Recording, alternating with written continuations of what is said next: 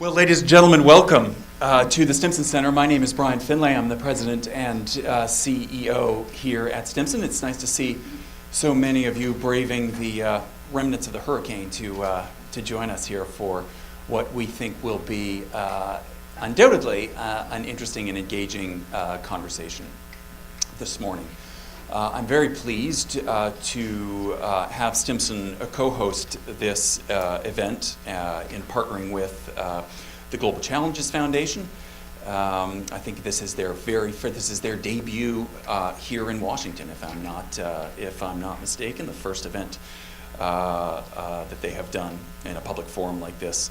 And once again, as well, partnering with the National Capital Area chapter of the UN Association as well. Nice to have you back to join us also.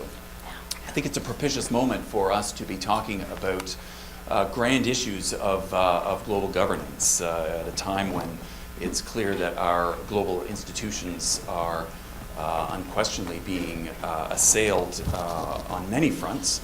The recent, I think, UN climate report gives us a clear reminder of why global governance is important, and the global institutions that we have built over decades are in constant need of attention, of modernization, and of renewal as well.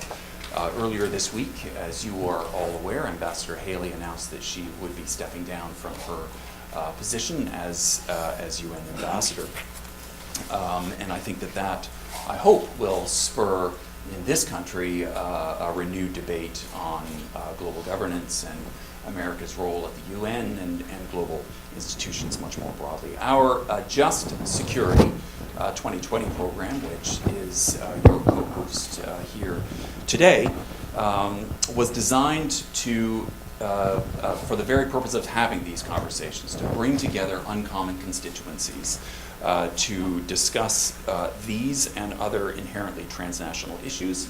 It is led by the irrepressible Richard Ponzio, Senior Fellow and Director here at the Stimson Center. And you will be hearing from Richard, who will be our maestro for the conversation with the panel. In that regard, I'm also very pleased to share with you that next month, on the 100th anniversary of the armistice that ended the First World War, our Just Security 2020 program, and Richard specifically, will be featured at President Macron's inaugural Paris Peace Forum. And later this month, I would also like to ask you all to mark your calendars. We will be hosting a book launch. Richard's most recent tome, Just Security in an Ungoverned World, will be launched here at Stimson, and I hope you will all join us on Tuesday, October the 30th for that launch event. Congratulations, Richard, on bringing that to a conclusion. Frederick Carlson is the Executive Director of the Global Challenges Foundation, and he has agreed to launch our discussion here this morning before we hand it off to the panel. His foundation, I think, has proven already to be an important actor.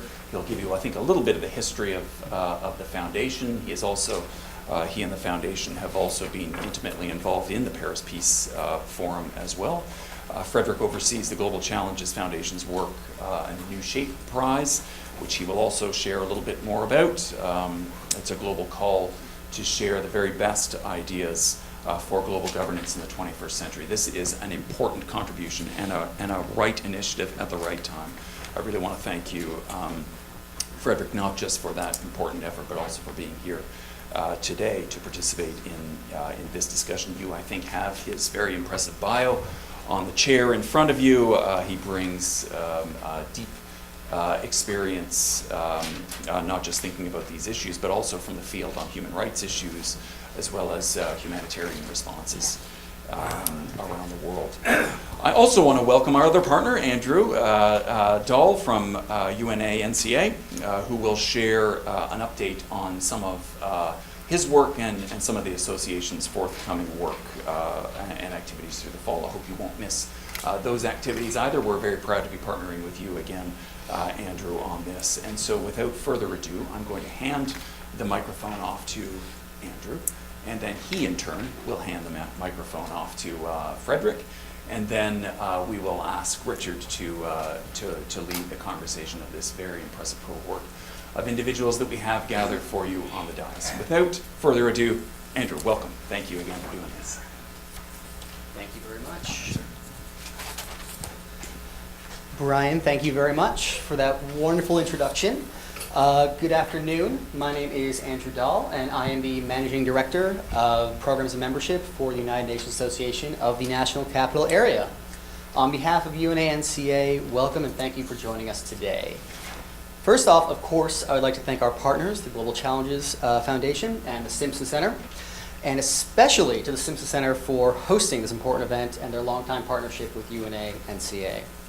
And of course, I couldn't say it better, but I want to thank Richard Ponzio for his continued support and all the work that's gone into today's events and the many countless events he seems to put on without flaw. Richard is a member of our board of directors and co-chair of our Peace and Security Committee, along with Ambassador Bliss. So UNA-NCA is one of the largest and most active chapters of the UN Association of the United States of America, with just over 1,100 members serving the District of Columbia, Maryland, and Northern Virginia. Our mission is to educate and mobilize Americans for a strong U.S.-UN partnership. We do so through our many program committees covering issues such as human rights, sustainable development, international law, and peace and security, as well as a very active group of young professionals and students, and a year-round ModUN program engaging middle and high school students in our area. If you're not yet a member, I strongly encourage you to join UNA-NCA and become a strong voice in our community. There are many opportunities to get involved in our work, and individuals under 25 and under can join for free as part of Gen UN. So as many of you may know, October is UN month, and we are excited to kick off the celebration tonight with our annual Eleanor Roosevelt Happy Hour. It's going to be held at the Eleanor down near the NOAA Metro, named after all great Eleanors from Roosevelt to Holmes Norton. And we are celebrating tonight, of course, Eleanor Roosevelt, as well as the UN, the Universal Declaration of Human Rights, and International Day of the Girl, which also is today. And we'll be joined by special guest Susan Kutry, Director of the U.S. National Committee for U.S. Women. As well, during UN month, next weekend on October 20th, we are hosting our semi-annual career dinners in UN agencies. This is an opportunity for young professionals to network and get advice from experts in their field. We are focusing on UN agencies this time, and we'll have representatives from the International Labor Organization, UN High Commissioner for Refugees, UN Environment, UN Development Program, UN Women, the World Bank, and IMF. And then on December 6th, just a few days before Human Rights Day, we will be having our annual Human Rights Awards reception at the National Education Association, where we'll be honoring United Nations Special Advisor for the Prevention of Genocide, Adama Dieng, and former Special Envoy for North Korea Human Rights Issues at the Department of State, Ambassador Robert King. And finally, I'm excited to announce that we have recently confirmed for Monday, October 29th, we'll be welcoming UNICEF Executive Director Henrietta Fore for public remarks. Stay tuned for details. Make sure to check out our website, www.unanca.org, for more. Or afterwards, if you have any questions, feel free to let me know. With that, thank you very much. And I welcome Frederick. There you go.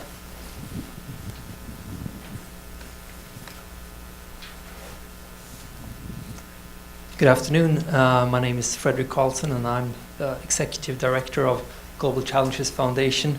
Thank you, Brian, for your kind introduction, and thank you, Andrew, for sharing about your important work at the UNA. And thank you to Stimson Center for hosting this event. It's really good to be with you and starting our work here in Washington. I'm sure we'll be back many times.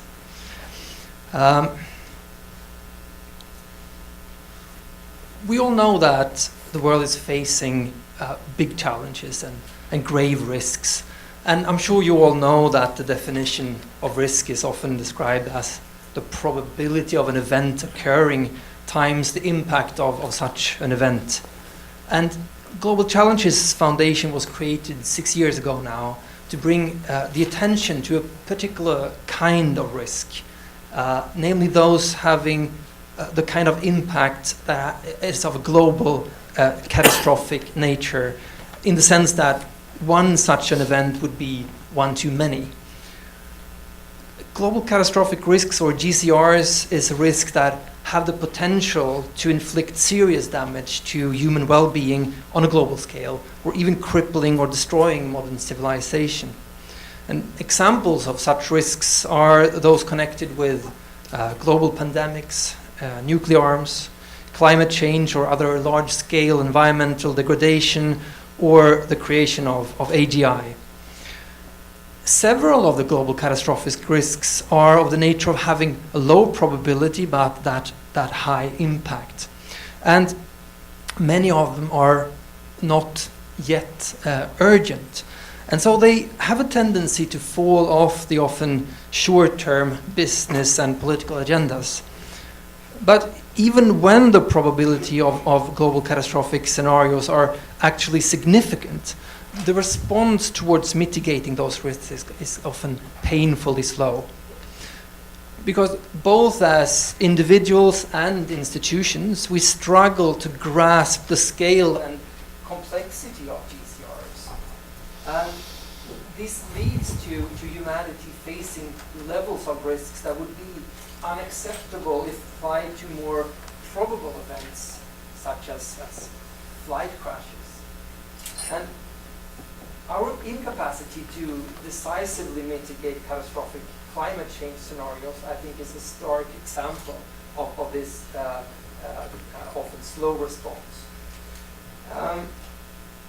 Just from the time that climate change was recognized as potentially catastrophic, to the time when cooperation to tackle this risk started to take shape, really in Paris Agreement, the time that had lapsed meant that the risk had actually increased dramatically meanwhile.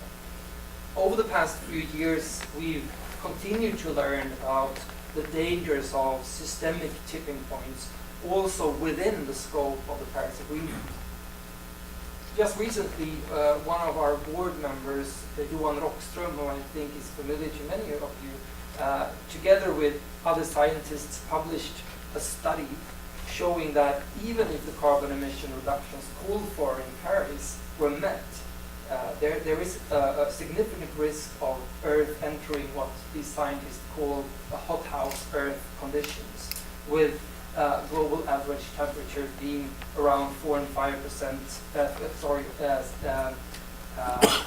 degrees Celsius higher than pre-industrial temperatures, and with sea levels at least 10 meters higher than today. So we at the GCF argue that the gap between the risks we are facing and the lack of decisive action suggests that the institutions of global governance need to be updated to safeguard future generations. And that's why the mission of GCF is to facilitate changes to global governance necessary to mitigate global catastrophic risks. The foundation was founded in 2012 by the Swedish financial analyst Laszlo Szombatfalvi. It's not a very Swedish name, his origins are Hungarian. He had been incredibly successful in the stock market thanks to an innovative approach to assessing financial risk.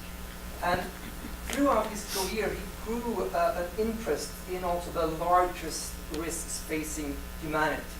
And so that's why he started the Global Challenges Foundation, thanks to the money he had been able to make through his career, to really contribute to tackling those risks.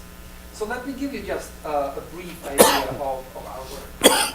As you already heard, in 2016, the foundation launched the New Shape Prize, which was a competition seeking proposals to reshape global governance to better tackle global catastrophic risks.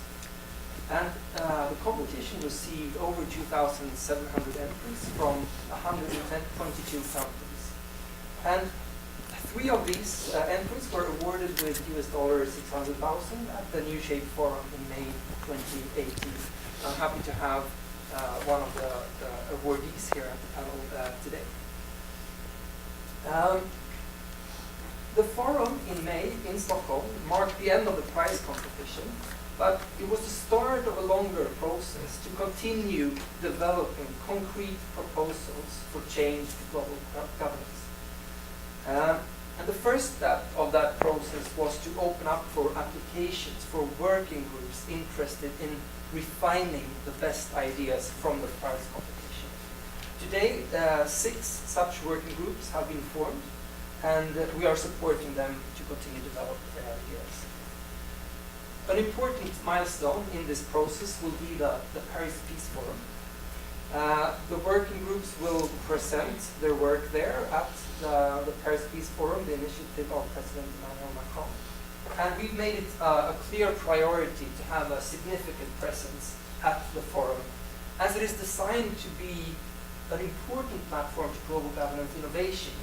We feel we need to attempt to put the mitigation of global catastrophic risks at the center of that innovation.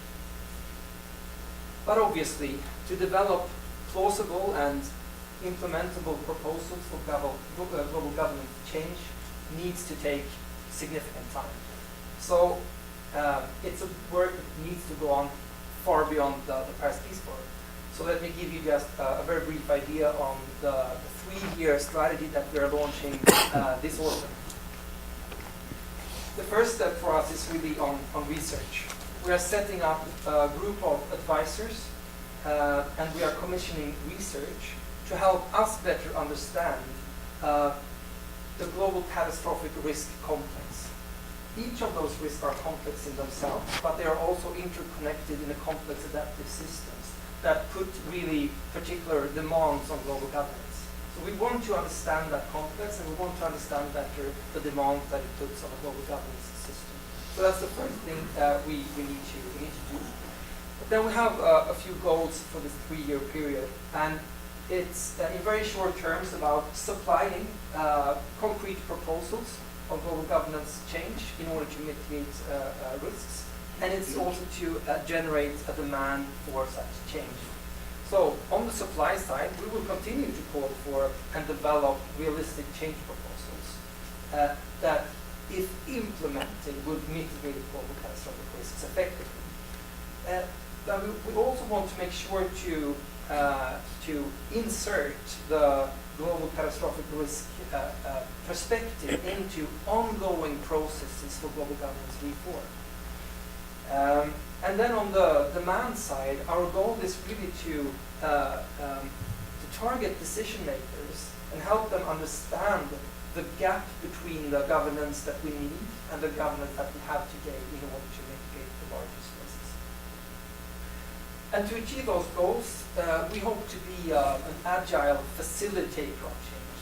We're a small team and we are financially independent, so we can move quickly in this environment.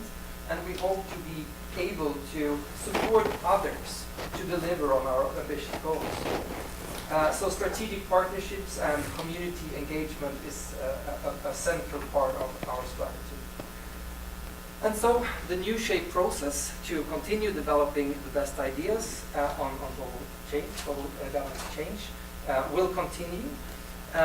We hope to create platforms to continue this dialogue. Discussions as we have here today will be an important part of this. So we hope to continue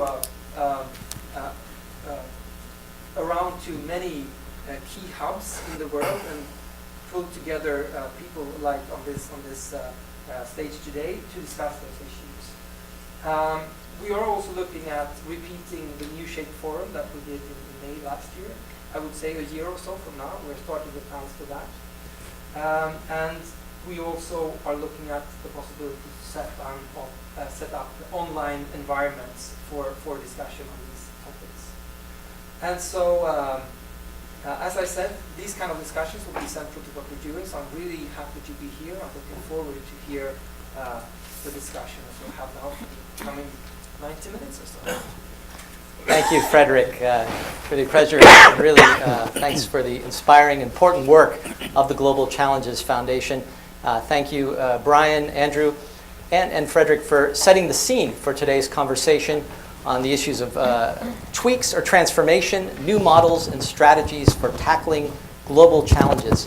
Richard Ponzio, as introduced earlier, of the Just Security 2020 program, also co-chair of the UNA National Capital Area Peace and Security Committee with my colleague Don Bliss, who is here today. Before I turn it over to my co-moderator today, Megan Roberts to my right, who is the Deputy Director of the Policy Planning Team at the UN Foundation, and she'll be introducing our fantastic group of panelists today for today's conversation. I just want to mention a little bit about the format. We are going to have a hopefully very rich conversation among each of the panelists with each other over 3 rounds of conversations dealing with some of the challenges that you heard in the introductory remarks just now by Frederick on global catastrophic risks. Then look at the new models of global governance, some coming out of the New Shape Prize contest that you heard about for grappling better with today's global threats and challenges. Finally, we'll actually get into some of the nitty-gritty mechanical details of how you bring about that change, strategies, tactics, coalition building that's required to achieve change and learning from some of the experiences of recent decades since the end of the Cold War. We are, of course, asking everybody to silence your phones if you haven't already. And when we have a chance for hopefully a rich conversation with all of you during the second half of our program, we'll kindly ask that you speak into the microphone because we have over 80 people that registered for today's program. Many of them, as is happening more than ever in this town, are watching via live stream. So we want to make sure the audio is picked up for our broader audience. So thank you once again for being here for today's program. Megan. Thanks so much, Richard. I'm so pleased to be here today, sharing moderating duties with you, and to be here with our distinguished experts. Before diving into the discussion, I'll just introduce them briefly. You have their bios in the meeting packet. But with us today is Tarun Chhabra. He's a fellow with the Project on International Order and Strategy at the Brookings Institution and has previously held positions in the White House and Pentagon, in addition to working on the 2004 UN High-Level Panel on Threats, Challenges, and Changes. Next to Tarun is Augusto Lopez Claros, currently a senior fellow with the Georgetown School of Foreign Service, and previously held senior positions with the World Bank, the IMF, and the World Economic Forum. In addition to being one of the winners of the New Shape Prize competition, Augusto is also leading one of the New Shape process working groups. So we're so glad you're here. Kate Sullivan is the head of partnerships at the Global Challenges Foundation, where she manages institutional relationships and external coordination with a diverse range of stakeholders.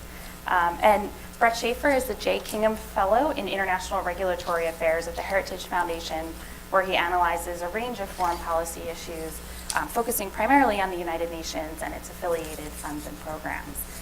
So welcome, and clearly we have a well-qualified group to guide us through this discussion today.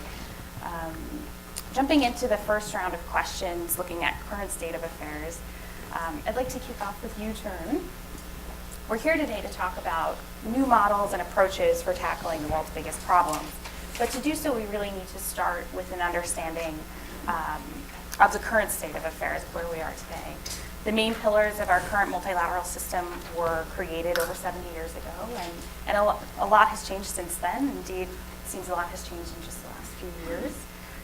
Can you walk us through some of the most important features of our current geopolitical landscape, thinking here about shifts in the global distribution of power, the emergence of non-traditional actors, and new forms of cooperation, and what these features mean for our current multilateral system? Great, thanks very much, Megan. Thanks to Stimson for hosting us today, and thanks to Global Challenges for helping put together this event. I'll just start by saying I appreciate the work that they do on catastrophic risk, because one of the last things I did at the White House was to work on the transition to the incoming administration, and one of the exercises we went through was to think about 20 catastrophic risks and how the United States government would, in a default mode, respond to those, so that the incoming administration would have a sense of that and figure out early on whether they wanted to do something different. That's a little bit of advanced planning, but we thought a lot about risks like that. So I think it's really important work.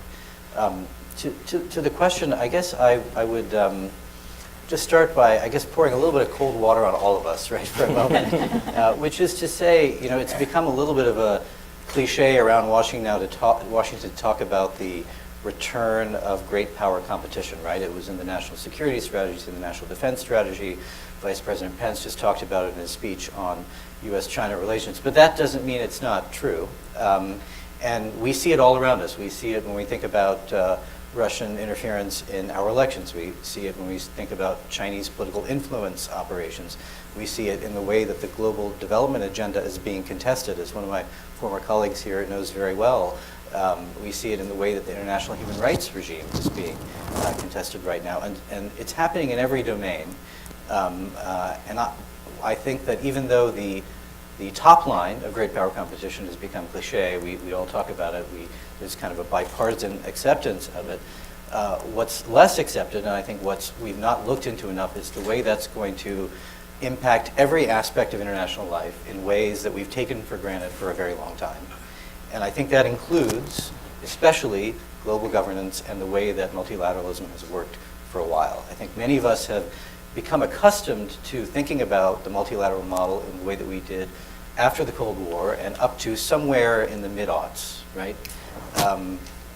But in fact, I think what we're seeing now, the best example, and I highly recommend a paper just published by my colleague at Brookings, Ted Cohn, about China and the international human rights regime, the way that China has been very strategically in a calculated way trying to, I would say, undermine, some would say reshape, the international human rights regime in a very powerful way and an effective way in marshaling many countries, especially authoritarian countries, to undermine what have been long-standing core principles about human dignity enshrined in the Universal Declaration of Human Rights and so on.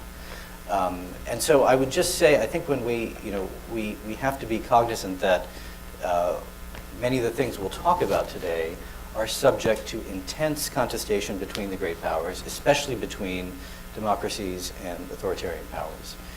And some of the debates that we've been having in Washington about multilateralism are a little bit stale now, because they were generally, I would say, about the degree to which the United Nations or global governance was trying to constrain untrammeled American power, constrain American unilateralism.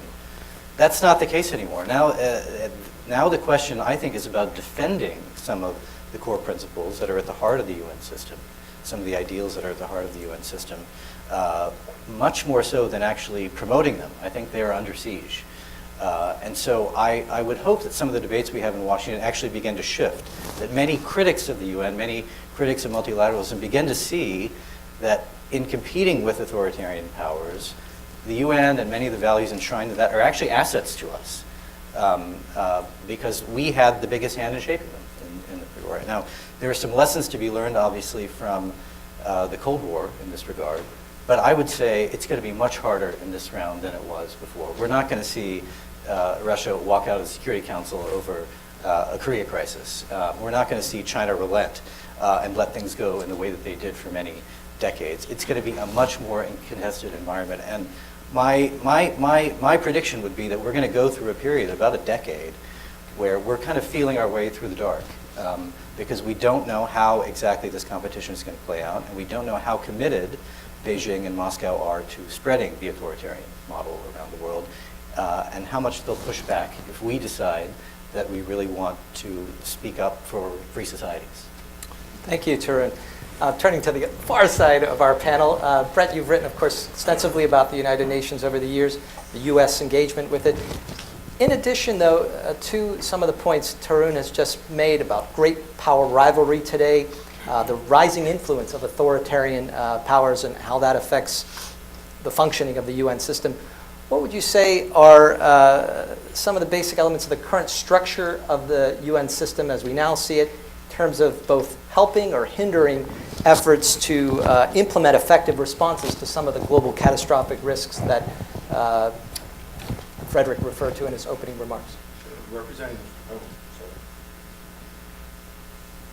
representing the far left end of the panel. I will I was waiting for that. go ahead and talk about it. I actually don't disagree a lot, very much with what Tarun said. The international system is in many ways very useful to the United States. The UN system, UN organizations, funds and programs often can support U.S. interests. They can support global interests. But that doesn't mean that they always do. And every nation approaches these organizations, every nation approaches the initiatives of these organizations from the perspective of what's in it for us. And sometimes it can be an altruistic motivation. Sometimes it can be a very calculated motivation. But to deny that that countries approach the multilateral system or the global international governance system from a self-interested standpoint is simply to deny reality. If, in terms of some of what was just said in terms of the return to great power politics, I don't think we really ever left it. We might have had a holiday during the 1990s, but if you go back to the Cold War, the Soviet Union was the preeminent caster of vetoes in the Security Council for the first roughly 30 years, and then the United States took over as the preeminent caster of vetoes as the composition of the membership of the organization changed. Early on, in the 1940s, the organization was predominantly made up, I'm talking about the member states, of Western-oriented or democratic states. They had I guess a center of gravity that was more oriented toward the United States. As the membership grew, newly independent states formed their own coalitions, whether that be the Group of 77, whether that be the Non-Aligned Movement, the Organization of Islamic Conference, now Islamic Cooperation. These groupings of countries preferred their own agenda, and they increasingly voted as blocs. This created new complications for the United States in trying to get its objectives advanced in the organization. But it also provided new opportunities for the Soviet Union and other countries who more frequently found themselves in alignment with some of the developing countries. And so you found situations like Ambassador Moynihan in the early 1970s talking about how the United States was constantly outvoted, was constantly in the minority. You saw this during the early 1990s with Ambassador Kirkpatrick, also echoing these sentiments. And you can also see it in the pattern of UN voting in the General Assembly over time. Prior to 1979, the UN membership, the UNGA votes, voted with the United States on average over 60% of the time. After 1979, and this is over Republican and Democratic administrations, the average was about half of that. And so you see just a change in dynamic in the organization and the political focus of the membership in a way that was not necessarily opposed to the United States, but not necessarily supportive either. And so you got statements like President Reagan in 1985, I believe, when he went to the UN General Assembly. And he said, it's time for the member states of the United Nations to understand that the nations of the United Nations are not united. And so this is just reflective of the fact that the organization was created to pursue certain universal goals, peace and security, human rights, and other objectives that are in the UN Charter outlined as universal objectives. But the universal nature of the organization actually precludes the achievement of those objectives because the member states are not in agreement on them. They have different objectives and they have different goals, and those different priorities prevent unified action. This is reality. This is where we are. This is why we have, in essence, the Security Council in the first place. The Security Council was created and the vetoes were put into place to prevent and mitigate conflict between the great powers. It wasn't to necessarily resolve those conflicts between the powers, but to take them off the table and allow them to be resolved elsewhere. So, so are we returning to a great power politics? I think we didn't really leave. We just saw the departure of our primary other superpower during the 1990s, and now we're seeing a return of others. Only requesting a short question, since this has come up as a central theme already. The Security Council, the great powers, are you seeing the status quo in terms of the structure and the control and influence? 90% of resolutions are developed through the P5, really two of the members. But is it time for a rethink on that? The U.S. policy for some time since the end of the Cold War has been to see some kind of change. I think the United States has backed India, has backed Japan as permanent members of the Security Council. It's backed expansion in an abstract way. It hasn't backed expansion in a very specific way. I think that is somewhat cynical of the United States because we know that the other member states can't agree on that solution. When you talk about proposals that have been out there, for every proposal, there's a counter-proposal as countries jockey for their own position. If India is supposed to get a permanent seat on the Security Council, Pakistan wants one. If Brazil is supposed to get one, then Mexico wants it, or Argentina wants it. Which of the African countries is supposed to be among the permanent members?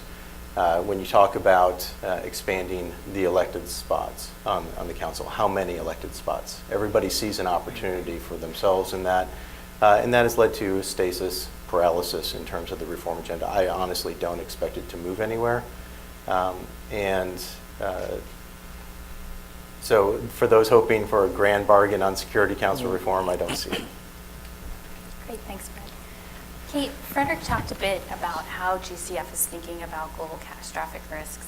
But I'd like to ask you to discuss what you see as some of the most important functions of the global multilateral system in terms of mitigating or countering this type of risk. Where do you see the system performing relatively well, even if imperfectly?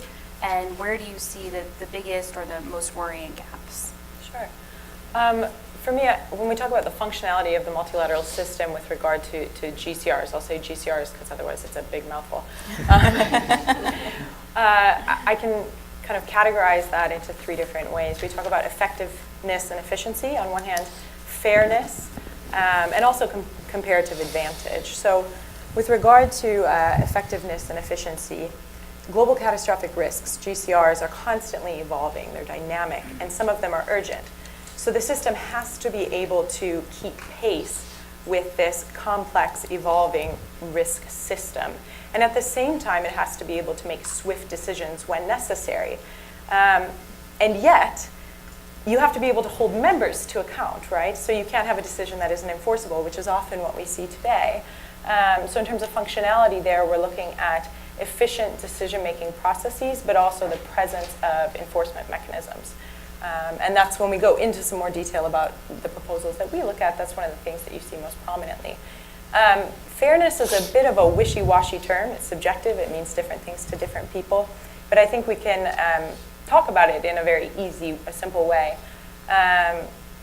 GCRs are indiscriminate. So if two states engaged in a nuclear exchange today, we would all feel the consequences. You know, maybe some earlier than others. It's not on. All right. Have we heard anything I've said? It is on. Maybe we need a new battery? Hello? Hello? It's on. All right, I'll just talk louder.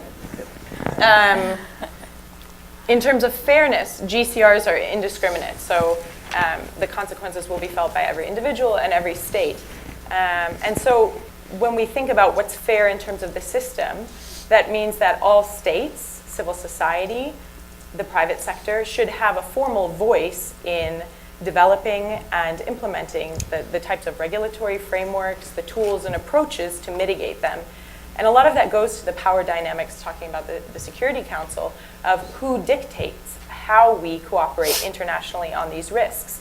But on the flip side, you also have some states who contribute a lot more to the system, who feel entitled to drive policy because they're giving more either financially or in terms of troop contributions. So you can see the fairness piece on both sides. How do we find the balance? And lastly, with comparative advantages, the UN is really well suited to do certain things. Transnational and existential threats. They can look at those issues that go above the state level, resolving and preventing interstate conflict. But there's a lot of things that the multinational system is not suited to do. So we need to look at the right balance of governance at different levels. Is it at the regional level, the global level, then the city level? And we see that with the C40, for example. Cities are emerging as a more powerful actor. Or with civil society organizations and corporations. The way that the multilateral system is authorized to engage should be based on the value that it adds and what it is uniquely positioned to address. Where the system is working well now and where there are gaps, I think we could debate that all day long, so I won't go into a lot of detail. I think the global governance system is very good at setting a normative agenda. You see that with the SDGs. How often is it that the US and China and Russia and Venezuela all agree on something? It's not very often. Where it falls short, I think, in general categories has to do with operationalizing those agendas. So the delegation of governance at different levels, the coordination mechanisms, the enforcement. But then also, as Frederick mentioned, in terms of complexity, there are different legal and administrative bodies responsible for governing different issues, security or health, the environment. And within each of those pillars, or I suppose there's 3 pillars, but within each sector, there's a million silos underneath and different treaties and regulations. And so there's very few parts of the system that are holistic in their nature, and that makes it really difficult to understand the interdependencies between risks and to think about, if I twist the knob over here, what's going to happen down here? And that's a problem, and it doesn't have an easy solution. So those are some of the things that we think about when we're analyzing proposals and looking for new solutions. So we've just heard a bit about the current state of the international system of governance, the good, the bad, a little bit of the ugly even. But we really hope in this conversation, because it's core work for many of us in our day jobs around this panel, to explore alternative models, certainly in, say, tweaks and minor steps to major transformational ideas to create new model systems to address some of the gaps and shortcomings that are well known in the international system. I think what we're going to hear now are practical ideas that can be implemented in the short term, but I hope we won't lose sight, and 1 or 2 of our panelists will highlight some medium and longer term ideas. But first, we have a follow-on question or comment to what was just said. Sure. Just a couple of points on some of the comments you made. One is you mentioned that the multilateral system is quite good at addressing transnational threats. I'm not sure that that's the case. If you take a look at, for instance, terrorism, the UN passes resolutions on terrorism. The Security Council will pass a resolution and have sanctions committees on terrorism. But the UN can't even define what terrorism is. When you go back to your threats and challenges panel, Kofi Annan said that the failure to define what terrorism is was a fundamental flaw and weakness in the approach of the UN to address this problem. But here we are today, 14 years later, and we still can't address that fundamental central point that Kofi Annan identified. When you look at the SDGs and you say all nations agreed to it, and they don't do that very often, well, it's pretty easy to do when everybody gets to hang their ornament on the tree. You're talking about 169 different targets, and everybody can pick and choose which things they'd like to emphasize, which goals they want to pursue, and everybody can claim to be a winner. And when you have that situation, it's pretty easy to get along and support the end the end result. So, yes, they agreed, but did they agree on something that was effective, that was targeted, that was focused, that is actually going to be achieving sustainable development, or they just endorse a product where everybody can, in essence, embrace the parts of it that they like and say that they are pursuing sustainable development? Everybody's a winner under that scenario. Everybody gets their trophy for participation, and we can all go home. I think it's arguably debatable whether that it's one or the other. I know Kate's going to come in, but I also welcome any of our other panelists who wish to respond. Kate. Just a quick note, I think terrorism is a bit of a special case because if you look at the US, right, look at DOD, you look at state, you look at USAID, look at any of the government bodies that we have here today, and I challenge you to find two that have the same definition of terrorism. The UN is not unique in that regard, so I do think that's a bit of a special situation. SDGs, point taken. But we're not all going to agree on everything and how to go about it. The fact that we could agree on the concepts and that each member state can customize that to their needs. I mean, also developing countries and developed countries have very different types of needs, and depending on where you're sitting geographically. The resources that you have at your disposal in terms of skills and capacities in different ministries are very different. And I think that plays into it, and that's okay. Please. Just come in. So I guess I'm a little bit more sanguine probably than Brett in that sense on where the UN engages, but I'd say with the qualification of when the United States is willing to actually exert some leadership, right? So I would say there was actually a debate, right, about whether Kofi Annan should give a speech, make that statement, in part because there were things that were happening on counterterrorism. The Security Council managed to set up a committee and then to sanction people who were believed to be involved in terrorist activities, even though we couldn't agree on the definition, which was really about the Israeli-Palestinian conflict, right? So there was cooperation happening here, and there was, rhetorical conflict at this level, right? Which is something we know about in Washington too, right? And similarly, I think it's really hard to say that the MDGs, right, which preceded the SDGs, were not a very effective mobilization device, right? And I know many in the U.S. government at the time didn't like it, in a sense, because it wasn't totally consonant with the U.S. Government's agenda at the time. But I think it's hard to take that away. But both of those really involved real U.S. muscle behind initiatives at the UN. And I would say not a lot of concerted opposition from Russia or from China. And that's what I think we're going to see a lot less of. I think we're going to see more of that opposition and much more contestation. There's always contestation over definitional terms with 193 member states.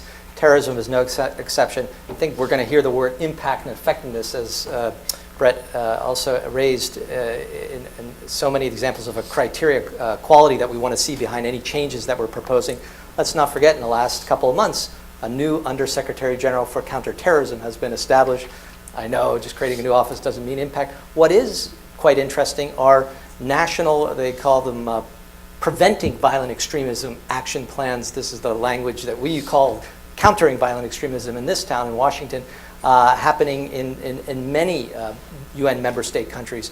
An approach very similar to the SDGs, which is where I believe the rubber hits the road. The fact that the UN helps to catalyze and support and encourage real work happening by its member states working with a whole range of non-governmental actors at the local level. So I think that will come up as we get to alternatives to global governance, the new models that are being discussed. And to turn back to Kate, as we heard from Frederick's introduction, the GCF has undertaken a new shape process to refine emerging models and to look ahead to developing a process to continue scanning for other new models of global governance.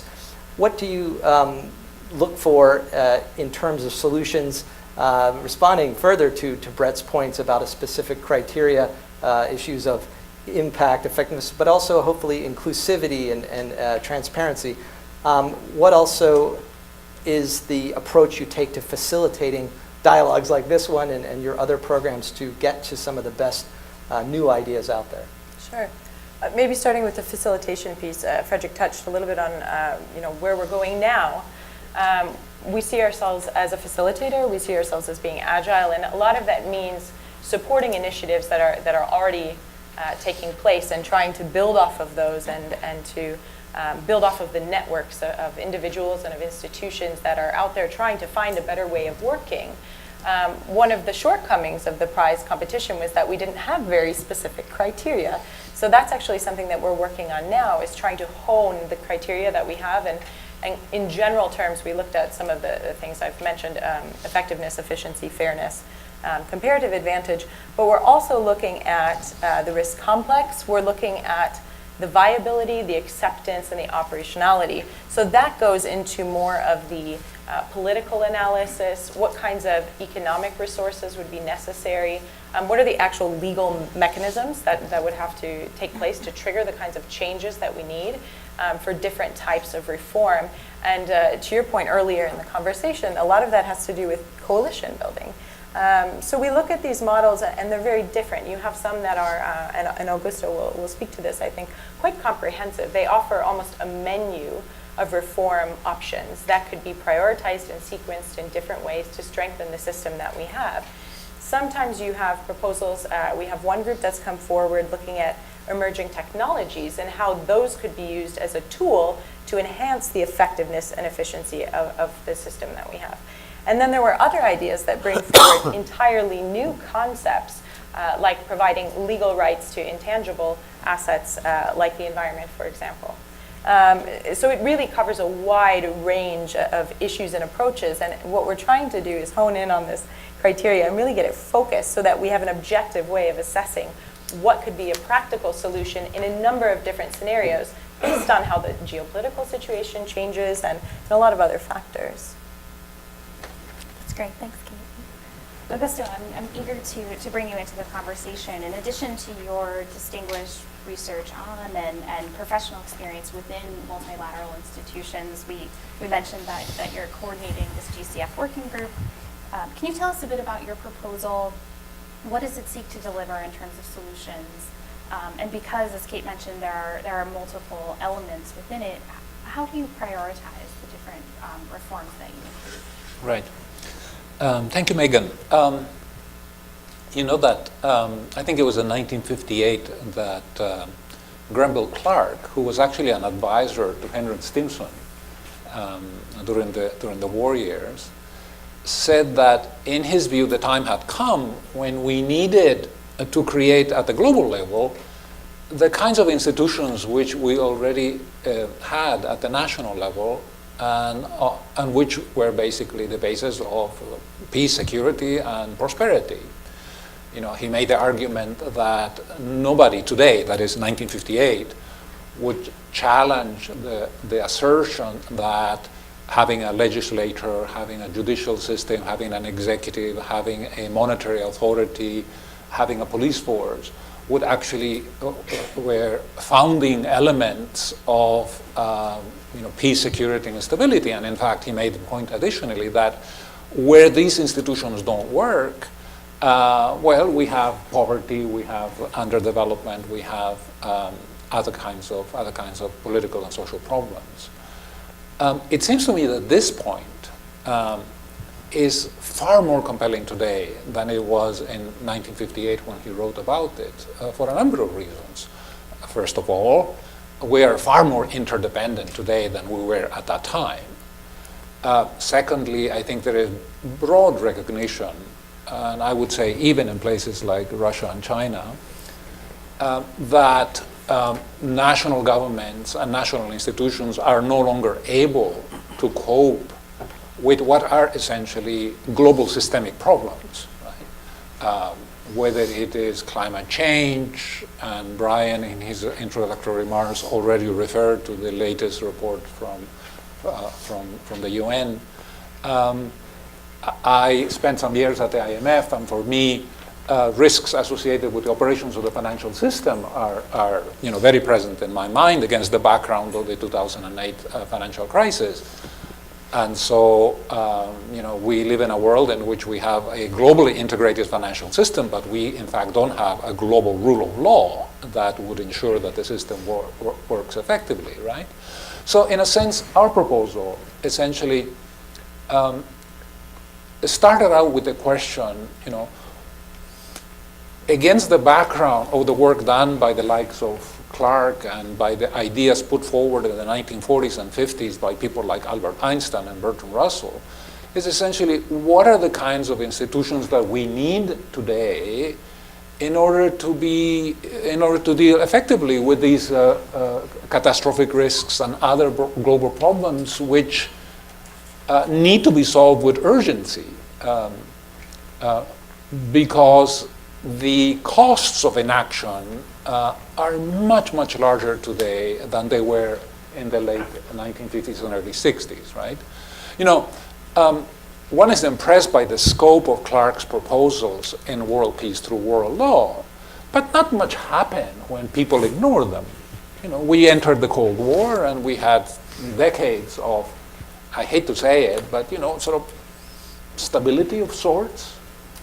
Of course, you know, there were wars and so on, but, you know, there was not a collapse of the system. But today we face risks that, in fact, you know, were not present in the late 50s and early 60s when these people were putting forward these ideas. Climate change was not even in the radar screen, right? So in our proposal, we started out basically not with the question, what is politically feasible?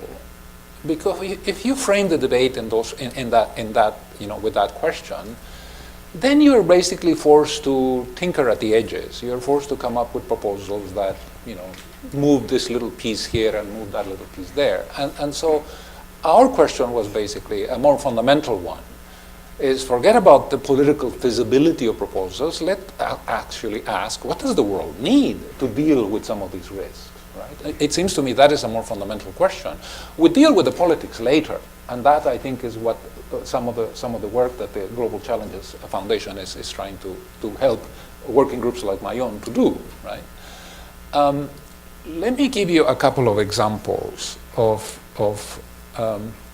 how these proposals on reform of the UN General Assembly, on the creation of a World Parliamentary Assembly, on coming with more intelligent and, shall I say, rational schemes to fund the United Nations and its organizations rather than we have today, which is a very chaotic system, very disorganized. What kinds of institutions do we need today at the multilateral level that we are not part of the current system and we're not part of the, you know, we're not present at the creation in 1945. We have some specific proposals in that area as well. But it seems to me that, let me give you a couple of examples of the kinds of issues that our proposal would be able to deal with, you know, in time. One of them has to do essentially with the fact that our current security system is actually not working very well. You know, we have a system in which we have 193 sovereign members of the United Nations, each with their own independent armies, each trying to provide security for their peoples in a way that is not particularly well coordinated, and it involves incredible inefficiencies and far more expenditure than would actually be necessary, you know, to, we believe, provide peace and security. Let me just give you a couple of statistics.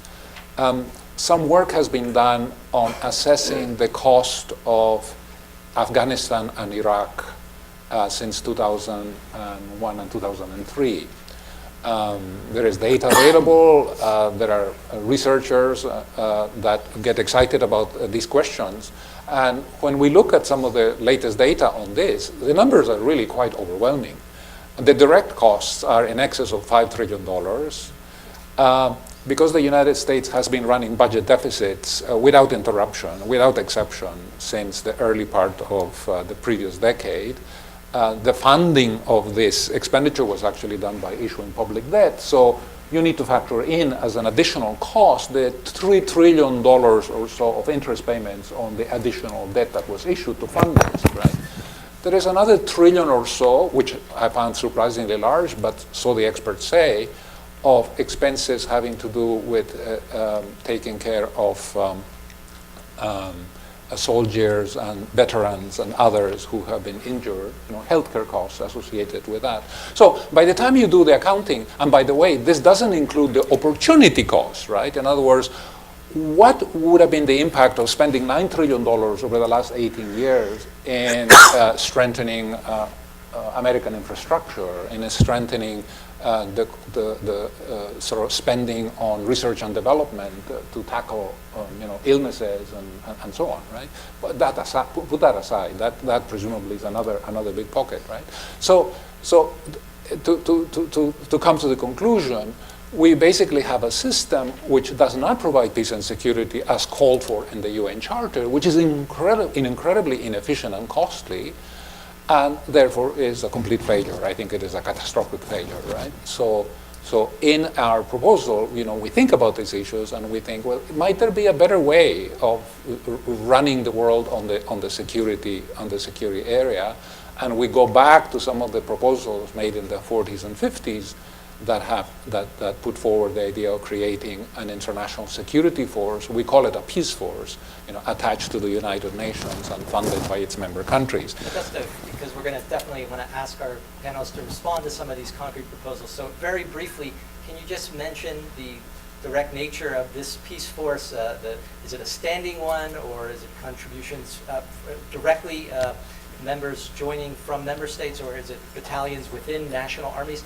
And then one other example would be the alternative financing mechanisms. If you could give just one example, and then we'll ask our fellow panelists to hear their thoughts on those ideas. Let me begin with the second one. On the funding, we basically look at the experience of the European Union. The European Union started out in the late 1950s by funding itself in the way that the UN funds itself today, which is basically through assessed contributions. But at some point, they decided that they would develop an independent source of funding. And as you know, the European Union today funds itself by getting directly from national budgets a share of the VAT contribution, the VAT tax. And that provides a reliable source of funding which depoliticizes the issue of funding of the European Union. So we have put forward a couple of proposals that are based on that principle. Something that we very much like, that has been part of the literature over the last few decades, is basically setting UN contributions at a kind of a fixed percentage of GDP. Right? Take an example, 0.1, right? Very small. If you actually were to agree that countries are going to contribute 0.1% of their GDP, in other words, there is going to be an element of automaticity in the contribution, the UN budget will actually be on present numbers equivalent to about $79 billion per year, right? Which is about 7 times more than the current UN budget. So that is operationally much clearer, and it does provide additional funding to the UN to do a number of things which at the moment it's not able to do because it lacks the resources. On the first question about the UN Peace Force, the idea here is not to have contingents of national armies that come together temporarily to address a particular problem. No, the idea is actually to raise an international force that does not respond to national authorities but responds ultimately to the UN, is funded by the UN, is multilateral in nature, and it has a command structure that responds to the UN. So it's not what we have today. It is not a larger peacekeeping force. It is not that. Thank you. And just to note that the winning prize submission with an incredible interdisciplinary team, Maya Groff, international lawyer from Canada, Arthur Dahl, an environmentalist with UNEP in his career. They'll bringing out the book version of these ideas sometime next year, so we hope to have you back for the promotion of those ideas. But Brett, what you've just heard really gets in the heart of national sovereignty and concerns countries had when the ill-fated League of Nations saw its demise, let alone some of the struggle the UN has had, especially during the Cold War. This idea of a standing peacekeeping force, directly recruited members, the World Parliamentary Assembly idea, and some of these ideas on national alternative financing, which would give the UN almost an independent resource base. Which, if any of these ideas, you think could get political traction in the current climate, which are going to immediately face serious resistance? It's funny. I don't spend a lot of my time doing this, but I do spend some of my time explaining to people who don't really understand the UN system what it is. Explaining what the UN system is and what it isn't, more importantly. A lot of people don't really have a firm idea of what the organization is, how it operates and interacts with the other parts of the UN system, how the governance structures work, how it interacts with national governments. And there's a lot of misunderstanding out there. One thing that comes up fairly frequently is this idea that the UN is or wants to be a world government. And I correct them and say, no, it's not a world government. It's a conglomeration of governments, and the governments are what are there to tell it what to do. And I say this has been, is not really a serious consideration. Maybe I need to reassess that. That maybe some people are considering this as a serious consideration, because it's a very bad idea. And it's a very bad idea for a number of different reasons. Most importantly, he compared it as an example of one of the models that they based on was the EU. Well, if you take a look at the EU, one of the biggest criticisms of the EU is the democratic deficit, that the EU bureaucracy, that the EU structures are not responsive to the populations themselves. And you see this manifesting in a lot of the votes that you've seen, both for Brexit and in other referendums that you've had in various countries. In terms of a standing peacekeeping force or a UN army, the idea that you would want to have the UN army deployed without the authority of member governments is not really a reasonable idea. Member governments exist to reflect the values and the interests of their constituents, their people, their citizens, and the idea that you wouldn't do it. And in case you're not, I did read through the proposal, and in the proposal he talks about not just creating a UN army, but also disarming governments. He talked about having governments, in essence, divorced from the governing structure of this organization by having direct popular elections for representatives to the UN General Assembly, eliminating the UN Security Council and having the UN General Assembly elect representatives to a governing body that will decide how these UN troops are going to be deployed and in what circumstances, making the decisions mandatory and binding on the member states. So governments are essentially divorced from the governing structure of this organization, but also removed in key important ways from checking any of its authority in other ways, such as the financing mechanism. And if anybody thinks that it would stay at 0.1% in terms of a revenue, I've got an interesting bridge I can sell you. It's just, I mean, if you just take a look at what the SDGs are, the various proposals that are before the UN in terms of development financing, they're talking trillions of dollars, not $79 billion. So I think, in essence, just to bore down, the idea of divorcing governments from global governance is a very bad idea. It's one that will inevitably lead and undermine democratic representation, not enhance it. And I think that we need to be very skeptical of this proposal. Well, encourage a short answer, and do know that in the strategies, tactics part of our conversation to follow, we'll get into some of the practical realities of bringing those ideas about. So Augusto and then Tarun. On the issue of democratic deficit, the European Union does suffer partly from this issue, but less so than the United Nations, in the sense that the European Parliament is actually directly elected by its member countries. So it has, as an institution, more democratic legitimacy, say, than the General Assembly, which is largely made up by representatives from governments, ministries of foreign affairs, typically. Look, I come back to the original point. The way that we framed this proposal was less in terms of what is politically feasible and acceptable in the current environment. To be absolutely frank, we're not especially interested in that question. The question is basically, what kind of organization does one need to bring into being, whether in the next 8 years or in the next 100 years? That question I don't know. in order to address the problems that we face today. And the question from me back to you is, does the current system have within it the capacity to help us solve these problems? And I think that the honest answer to that question is no. The system is not going to deliver the solution to climate change. What it was able to do to a great deal of effort was to come up with the Paris Accord on Climate Change of 2015, which all the scientific community already agrees is not going to prevent calamitous developments on the climate change.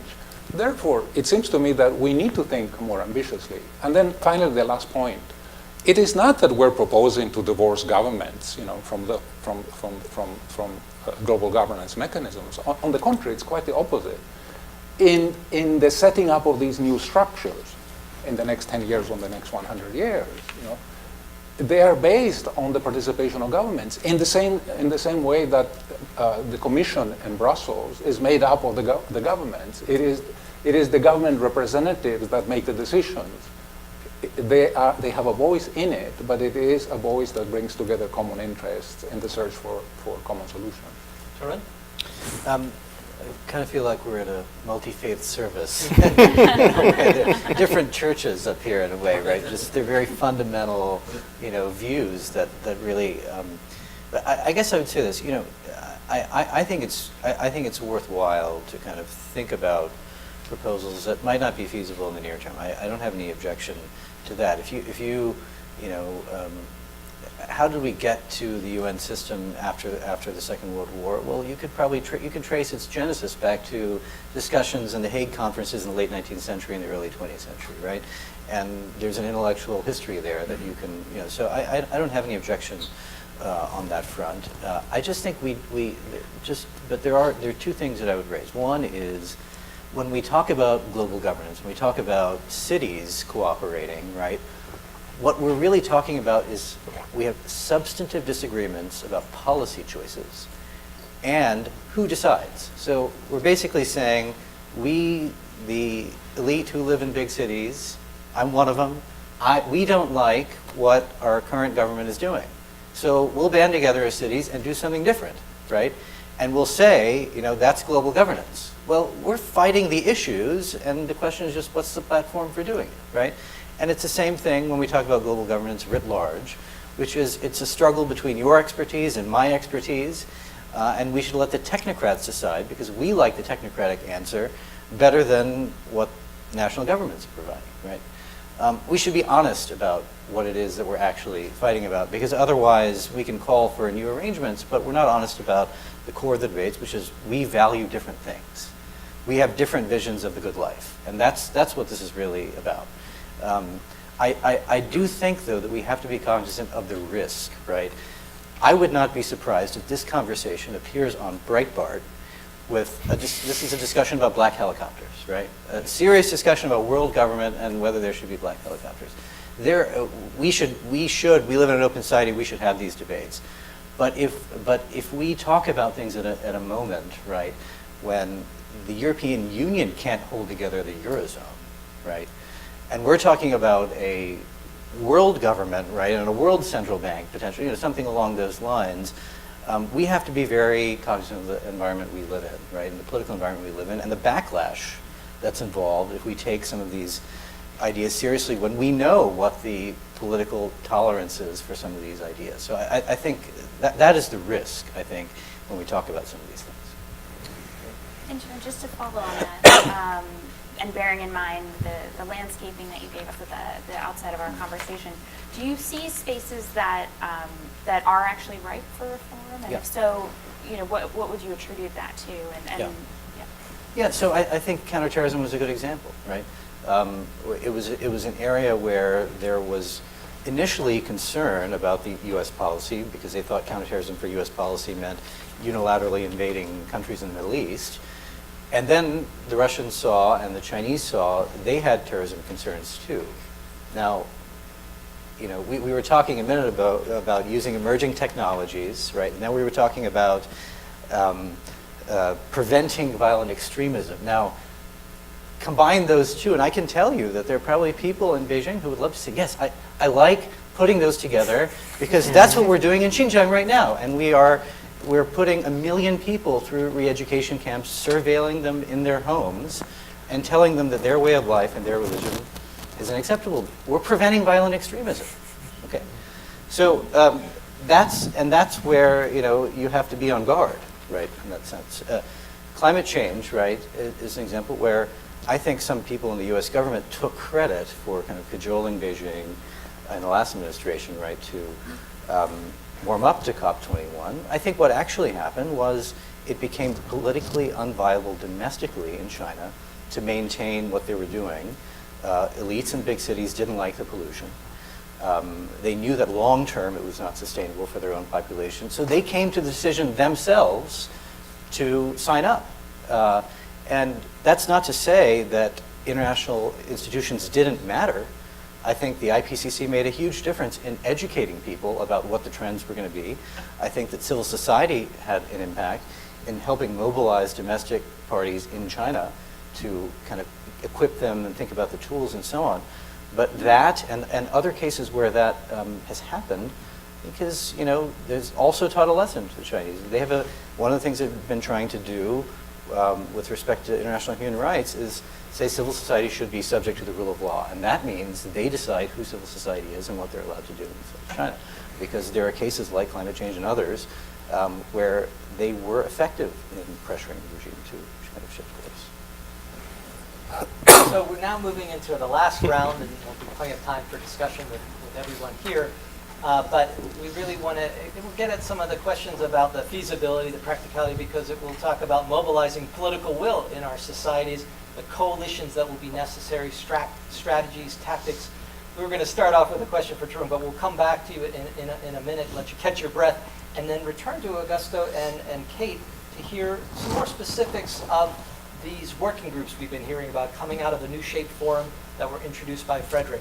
And in particular, Augusto, your working group with Maya and Arthur, what are some of the steps and strategies you have in mind to get these ideas seriously discussed and possibly into official policy making fora? Governments will have to make a decision at some point, yay or nay, and lending their support, let alone the whole struggle of implementing those ideas once they are adopted. So you may please begin. Certainly. Maya, Arthur, and myself are currently working on expanding and creating, I guess, a body of knowledge and insight around, some of the proposals that were put together in our submission to the foundation. The proposals skim the surface in a sense.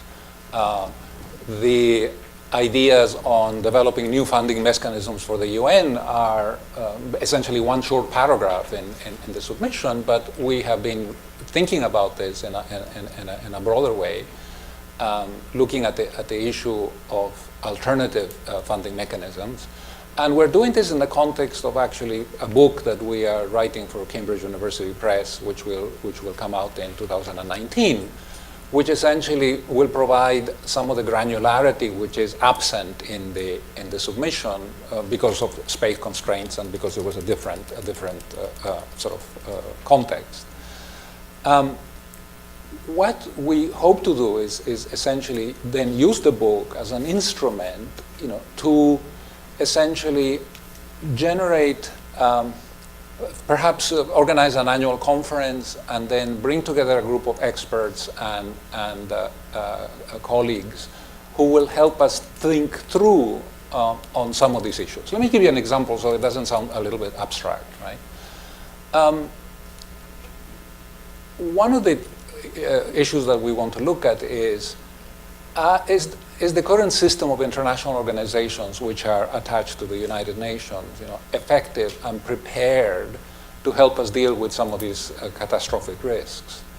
I worked for several years at the IMF, and one question which I'm asking myself are IMF resources currently adequate to confront the needs of, let's say, a global financial crisis, in coming years? That's a very fundamental question. Now, you might tell me that the IMF in the last few years has been involved in this arcane discussion about the relative quota shares, the voting power of its members. And it has been unable to resolve the issue because of politics, essentially. Yeah, that some of the countries in Europe don't want to give up some of their voting share to essentially accommodate for a larger share of China. Right? It's a trivial problem. It's a bureaucratic problem. They haven't been able to solve it thus far. However, we live in a world in which there is no global lender of last resort. During the crisis in 2008, that role was played by the US Federal Reserve to a large extent. The IMF does have more resources today, but under scenarios about the likely needs in a global financial crisis, at least as large or possibly larger than the one in 2008, the IMF would be wholly inadequate. It simply doesn't have the resources. It has about $1 trillion worth of firepower, which is, to give you an example, it's about 1% of global GNP. It's about 0.3% of cross-border financial flows. It's a very, very small, tiny percentage of total global debt and so on, right? So we want to explore this, right? But we're doing it on the basis of the substance, on the basis of, how would the IMF respond in a scenario that was like 2008, but where one could no longer expect the Federal Reserve to step in and play the role that it played during the last crisis. Among other things, because our balance sheets today are much heavier because of the crisis, the last crisis, than they were back in 2008, 2007, before the crisis, right? These are fundamental questions. We want to be able to answer these questions. Now, you may say, and Brett may say, well, these are very theoretical issues, and you may say, look, the IMF is not able to solve the question of voting power and quota shares, which is a pedestrian, relatively simple issue to solve. How would you expect it to solve the much broader issue, of the adequacy of the resources to face a global financial crisis? And I would say, yes, Brett, you are absolutely right. But does that mean that I'm not going to examine this question? Because the alternative to not examining that question is basically that then we are completely unprepared during the time of the next crisis, and then we just do ad hocery, right? We do last-minute innovations with huge, huge economic and social costs for not just the United States, but the whole global economy because of integration, right? So this example of the IMF is an example of how we're approaching this research program, right? It is less, I emphasize, it is less driven by issues of political feasibility. It is much more driven by how can we come up with reforms to our global governance system that will empower the system to confront the kinds of crises that we are likely to face in coming years. And for me, that question is fundamentally important. I mean, it's unavoidable. Somebody has to do it. Thank you. I'm going to encourage Brett to come in here with a two-finger response, and then back to Kate on the original question. Sure. If you could just clarify, let's say that the role for the IMF that you're laying out here, which is a lender of last resort, for countries that enter into severe financial crisis like the United States or the European Union or Great Britain or China, how much resources are you actually talking about? How much? If the IMF were to serve that role, if the United States defaulted, how much resources do you think the IMF would be required to have at its disposal to address that problem? Well, before you get there, you have to basically think about, how does the IMF fund itself? And will current funding mechanisms of the IMF enable it in the middle of a crisis to actually have access to those resources? At the moment, it doesn't. At the moment, the primary source of funding for the IMF is basically so-called SDR allocations linked to quotas, right? And that's a very lengthy process. The whole point of But you were proposing that the IMF serve as a global lender of last resort. That it do so in cases where major global problems happen. How many resources would it have to have at its disposal to serve that role? we're not there yet. We're not necessarily arguing that the IMF should be the global lender of last resort. We're saying the global economy doesn't have a global lender of last resort, that the US Federal Reserve is unlikely to play that role in the middle of a crisis next time around for a number of other reasons, which some of which are partly political. And therefore, the question is, somebody has to do it. So, could the IMF do it? Not under the present institutional arrangements. It doesn't have the mechanisms, it doesn't have the ability to generate huge resources overnight, essentially, which is what you need in the middle of a crisis. So the questions that we're raising is, what sort of reforms would one have to do to the UN Articles of Agreement in order to empower the organization to play that role in a crisis, right? Which is a different thing than saying it will necessarily be the lender of last resort.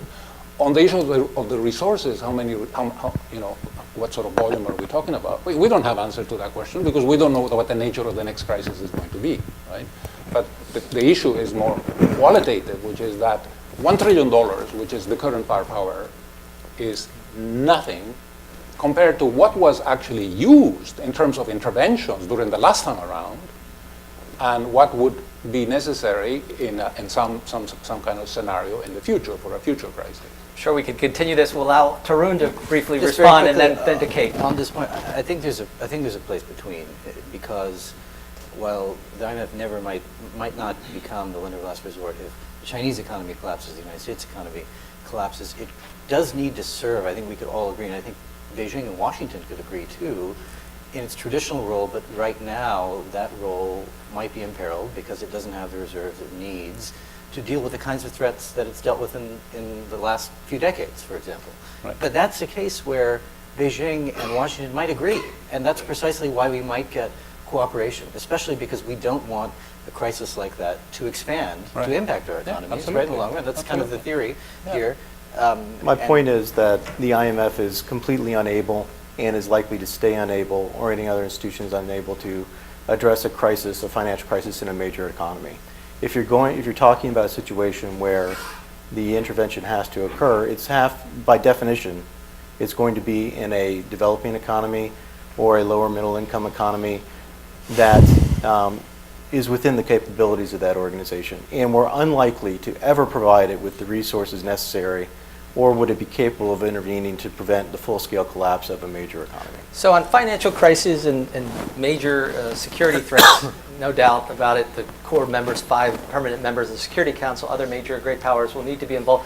And the question that we came to, that started this last round, and turning to Kate, will be that the Landmines Treaty of the 1990s, the creation of the International Criminal Court, responsibility to protect, these normative and structural changes occurred despite having most of the P5 on board, and it was coalitions of like-minded states with civil society, think tanks, encouraging governments to move in a certain direction.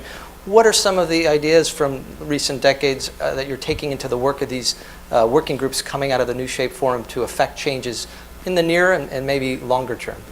I'm going to come to that, and you're going to hate me for this, but I'm going to go back Please. to something. And I want to be clear about something, because I think there's a danger in saying this is a nice intellectual exercise, but it's dangerous also in the current political climate.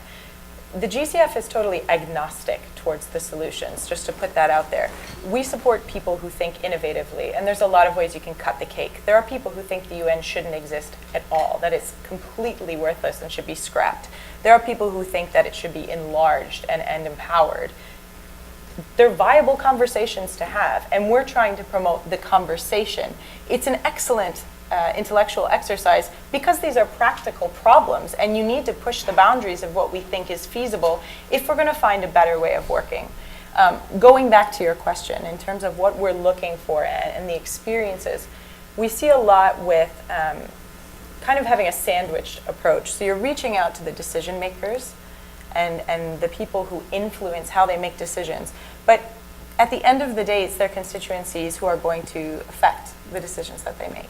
So the other side of that is empowering coalitions, empowering self-organizing civil society movements to have the support that they need and to have the connections with experts and practitioners to know how to reach those decision makers, to know how to band together and what makes sense and what doesn't make sense. You know, you can have two organizations that have totally different agendas, but they align here, they have common stakeholders. Trying to find those synergies to help create whatever change it is that the world decides is necessary. And it could be that there are 3 different ideas that are completely different. And we test those and we see what works, and something happens or something doesn't happen. Our role is to try and provide support for people who are thinking about these things in a different way without binding ourselves to one solution or another. Before I turn back to Megan, let me just give a plug for another one of the 5 working groups coming out of the New Shape Forum, one that our program is actively involved in called Getting From Here to There. So it's all about strategies for change, building coalitions.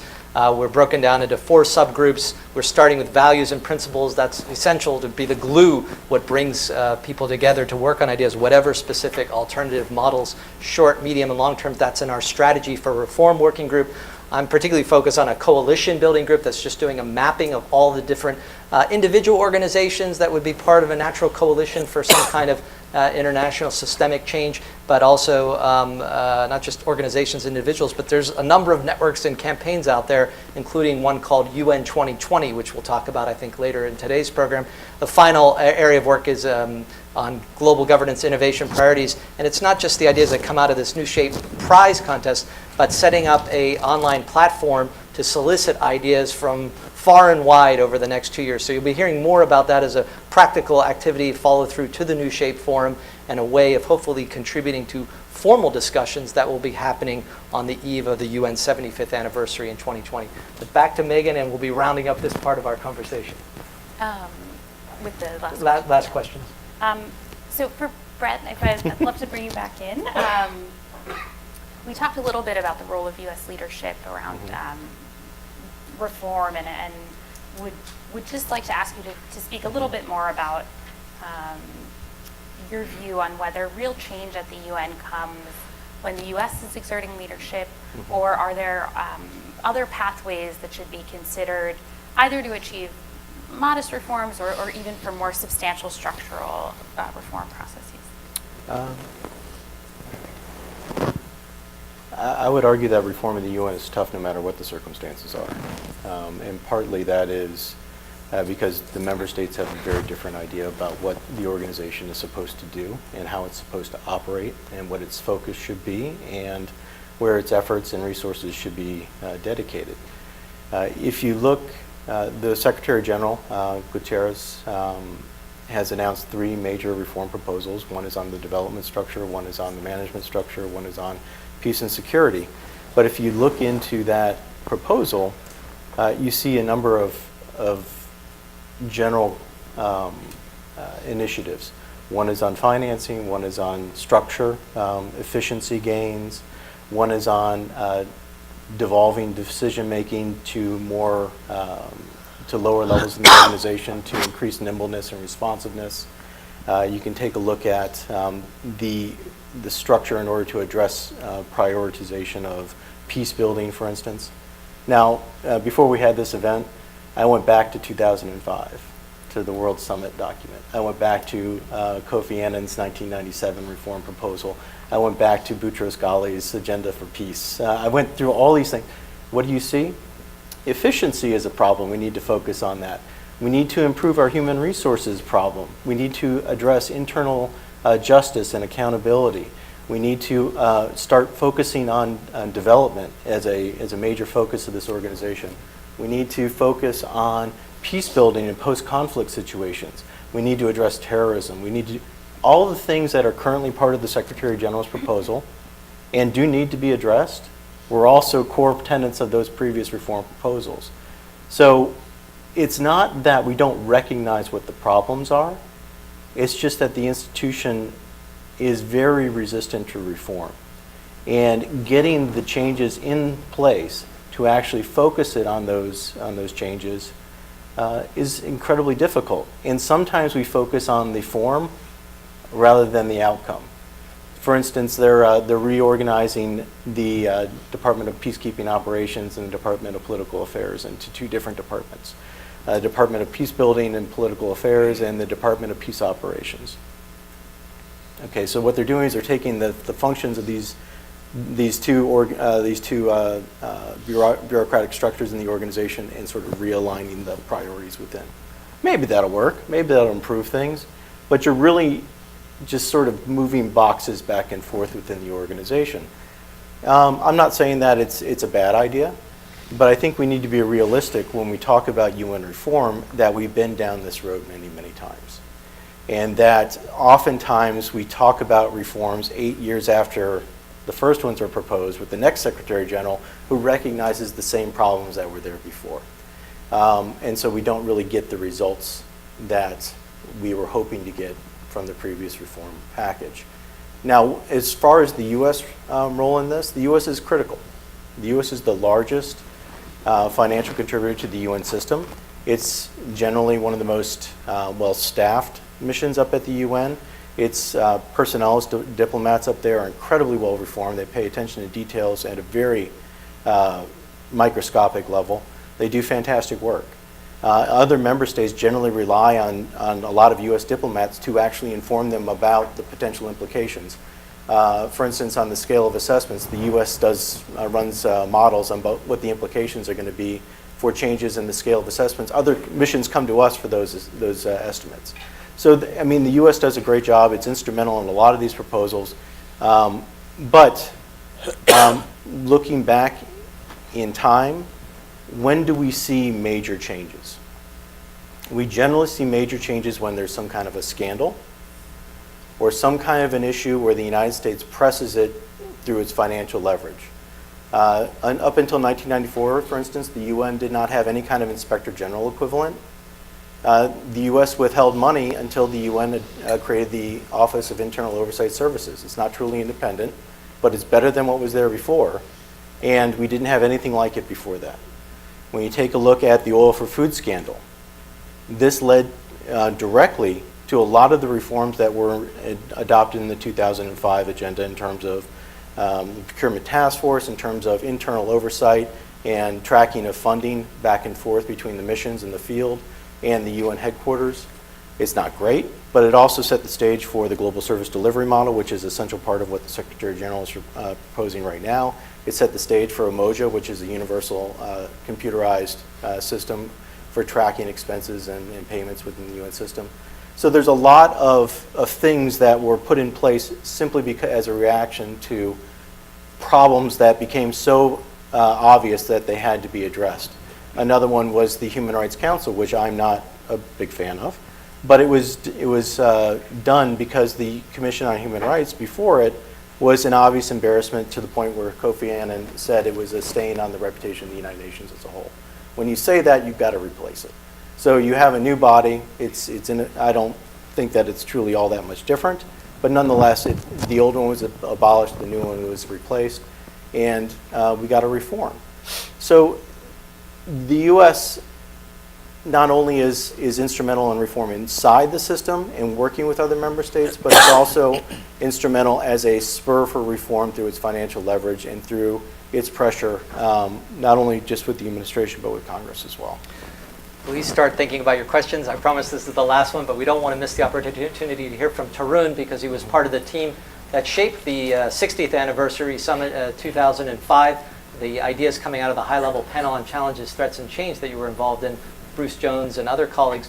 Tell us what we can learn from that period and what led to not just the management reorg reforms that Brett is referring to, the current wave of ideas with the Secretary General's authority, but areas involving member states to really come on board and create new bodies like the Peacebuilding Commission or upgrade the Human Rights Commission into a council with new tools.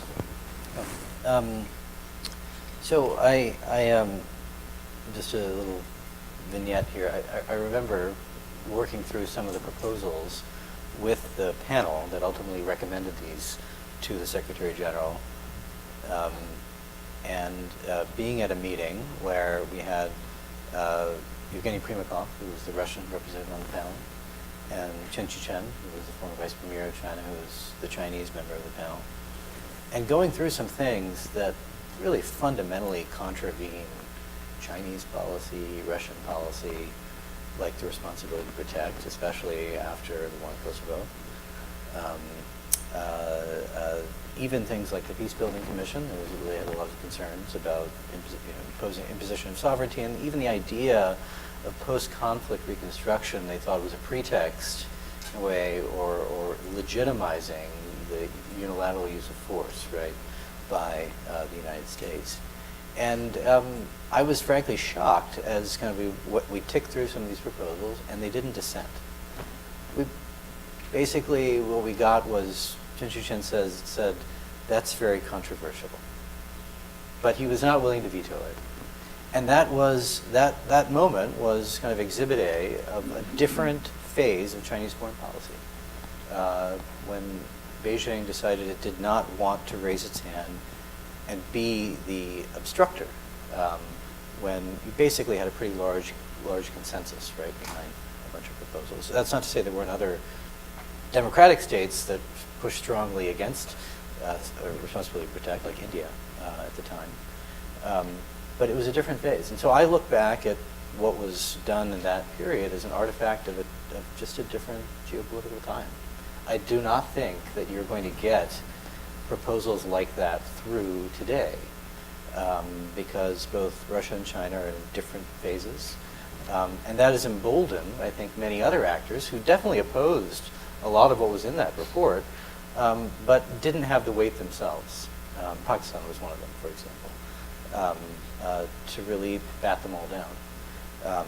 And the other thing that happened at that moment was Ambassador Bolton was the ambassador. I think he would have been happy to see most of that report go away, but that was not true in the second term of the Bush administration of the Secretary of State, and even of the President of the White House at that time, which didn't want to see that happen, didn't want the United States to be responsible for scuttling on what was in that report. Now, the cynical take is many countries that were willing to let it go knew that the next moment they could just undermine what was in it, and in a way that was more of a victory because it kind of delegitimized the whole exercise.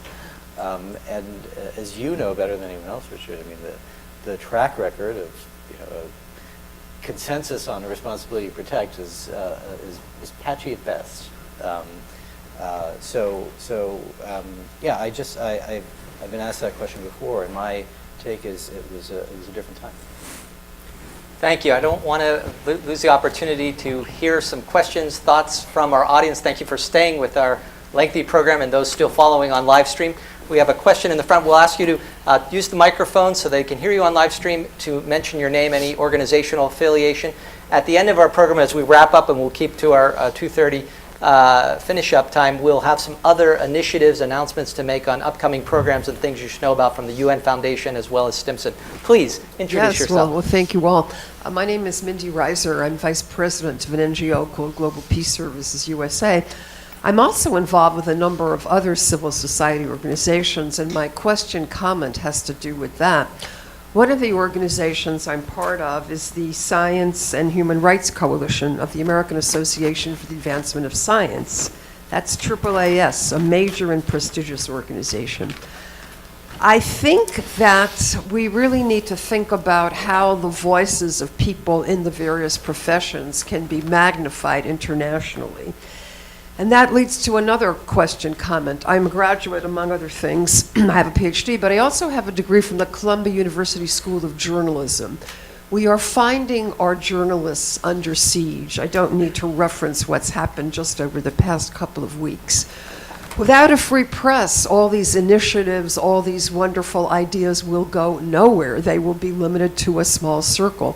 So then, how can we find a way to magnify and promote and promulgate the ideas, the important ideas of civil society organizations that are concerned with the freedom of their professions, of their role in social justice and social change?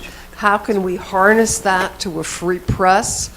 Radio, television, yes, we have social media that can be blocked. That is a package that needs to be addressed. The UN can be helpful there, but individual governments can sabotage that. So I hope there's some thinking here. These are just disparate pieces, but they're critical pieces. So any responses you have as to how to keep this in mind and strengthen these pieces would be very helpful. Thank you very much. We can take two more, and then we'll hear from our panel. Please, over here on the right. My name is Chuck Woolery. I'm a former chair of the United Nations Association Council of Organizations, and I'm really grateful for this panel. The really, really great stuff. Nothing I haven't heard before for the last 20 years, but it's great stuff that it gets out here. My concern, one, is that of lack of urgency. That there doesn't seem to be a lack of urgency in what's happening. I've made it my hobby for the last almost 40 years now to study national security issues. And the evolution of technology is really driving things that I get to listen to C-SPAN every day. Just yesterday was a commission on national security. Anyway, you don't go there. As the chair of the UNA Council of Organizations, I recognized three things in trying to bring all these progressive groups in the United States together. The first was we needed a comprehensive solution. Each of these groups have their own, you mentioned a million different, they all have their own degree. You could never get them to work on anything together. And now we have the Sustainable Development Goals. Wow, that was exciting. Second thing is we're going to need new money. We're going to need more money. And it just wasn't going to come from the governments. And I got really depressed when I heard it was trillions of dollars. Back when I heard the Sustainable Development Goals, it was trillions of dollars to meet. And then in January of last year, I heard a Washington Post article where there was $32 trillion locked in offshore accounts by kleptocrats, drug cartels, and rich capitalists avoiding taxes. And I went to my congressman and asked him, could we introduce a freeze and seize campaign to get some of this money directed at the SDGs? And then the third element that I saw missing was every time an issue came up, we needed to put it in the context of national security. This was a suggestion of the 1980 Presidential Commission on World Hunger in 1980. Unless we do it in the context of national security, it's not going to happen.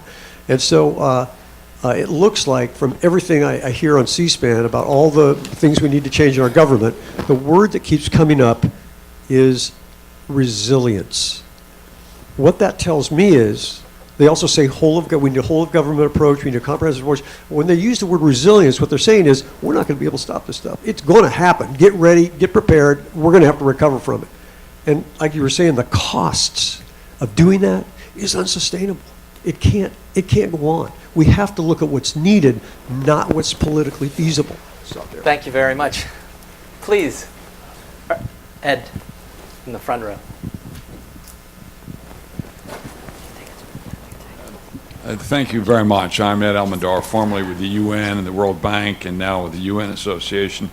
I'd like to hear from the panel on their vision of what kind of crisis or crises would make transformative change feasible.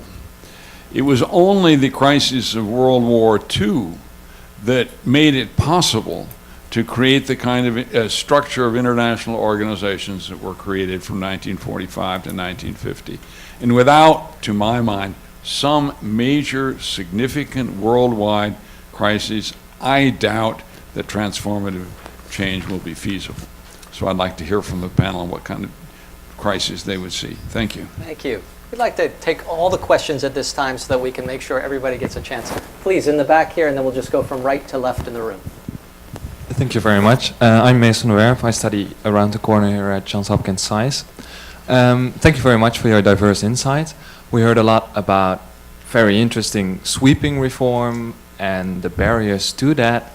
I would like to hear from the panel what they think are perhaps smaller but feasible, concrete reforms that UN institutions could enact over the next couple of years. Good question. Thank you very much. The gentleman here in the front, who I believe was at the New Shape Forum in Stockholm, where we met. Harrison Yu, Vulnerable Biopolymers. I'll continue my questions I asked during the New Shape Forum. I understand current thinking system and governing models are all based on not university and uncertain. But I think there is a universal and certain trendings and laws do exist. For example, we are already past 4A era. It's forage era, agriculture era, industrial era, now it's a digital era. The science, there is falling of tribal mind and rising of common mind. For example, in the foreign society, just 100 people, fewer than 100 people get together. Now, during the agriculture era, we have cities, we have villages, we have countries. Now they increase the common mind. And during the industrial era, we have international organization, we have world organization. So this trending is certain. It's falling of tribal mind side and rising of common mind side. So we can have some universal and certain rules and trendings to work on our project. Why this time is so important? Because this time is digital era. We call it unknown deep water era. So it's so complicated, so fast development. So the direction is very important. And also, we have to know how to allocate our resources properly. That's why at this time, we have certain and universal thinking and government model is decisive. Thank you very much. And we had four more questions. If you kindly keep them brief, but also introduce yourself. Thank you for the talk. I'm Yashita. I just graduated from the Fletcher School, and coming right out of school, I feel the frustration that, yes, we've read the Agenda for Peace, the responsibility to protect, but the one implementation issue that remains is there's no power parity in the international organizations.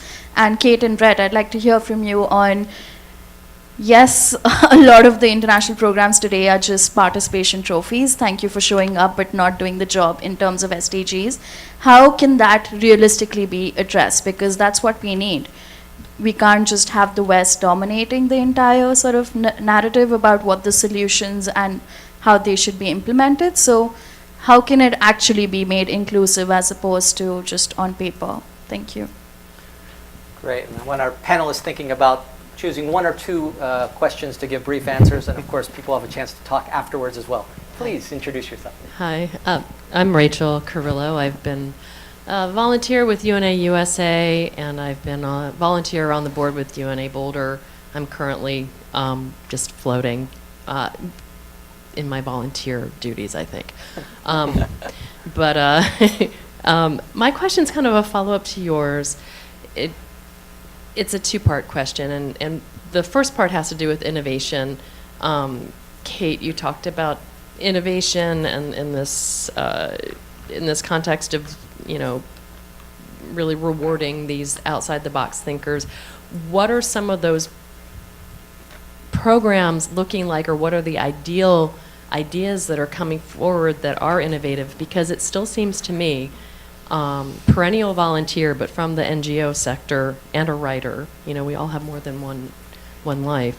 But it seems to me, for trying to work in this field, in the UN space and in the development space for pay, I have not yet been successful. And I think personally, it's not.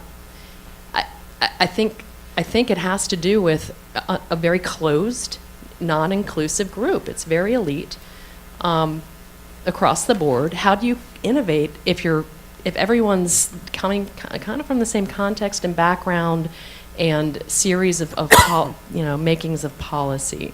And I'm not saying this or whining, that why I can't get in to the club or whatever. It's more of really, I've stepped away.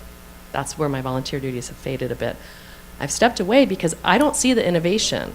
I have just a simple example. I have an interactive infographic resume.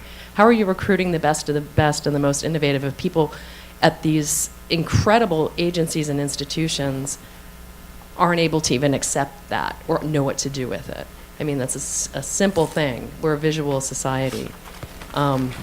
So innovation and inclusion, that's my question. Thank you, Rachel. And there were two more next to Rachel. Oh, and first this gentleman. Yes.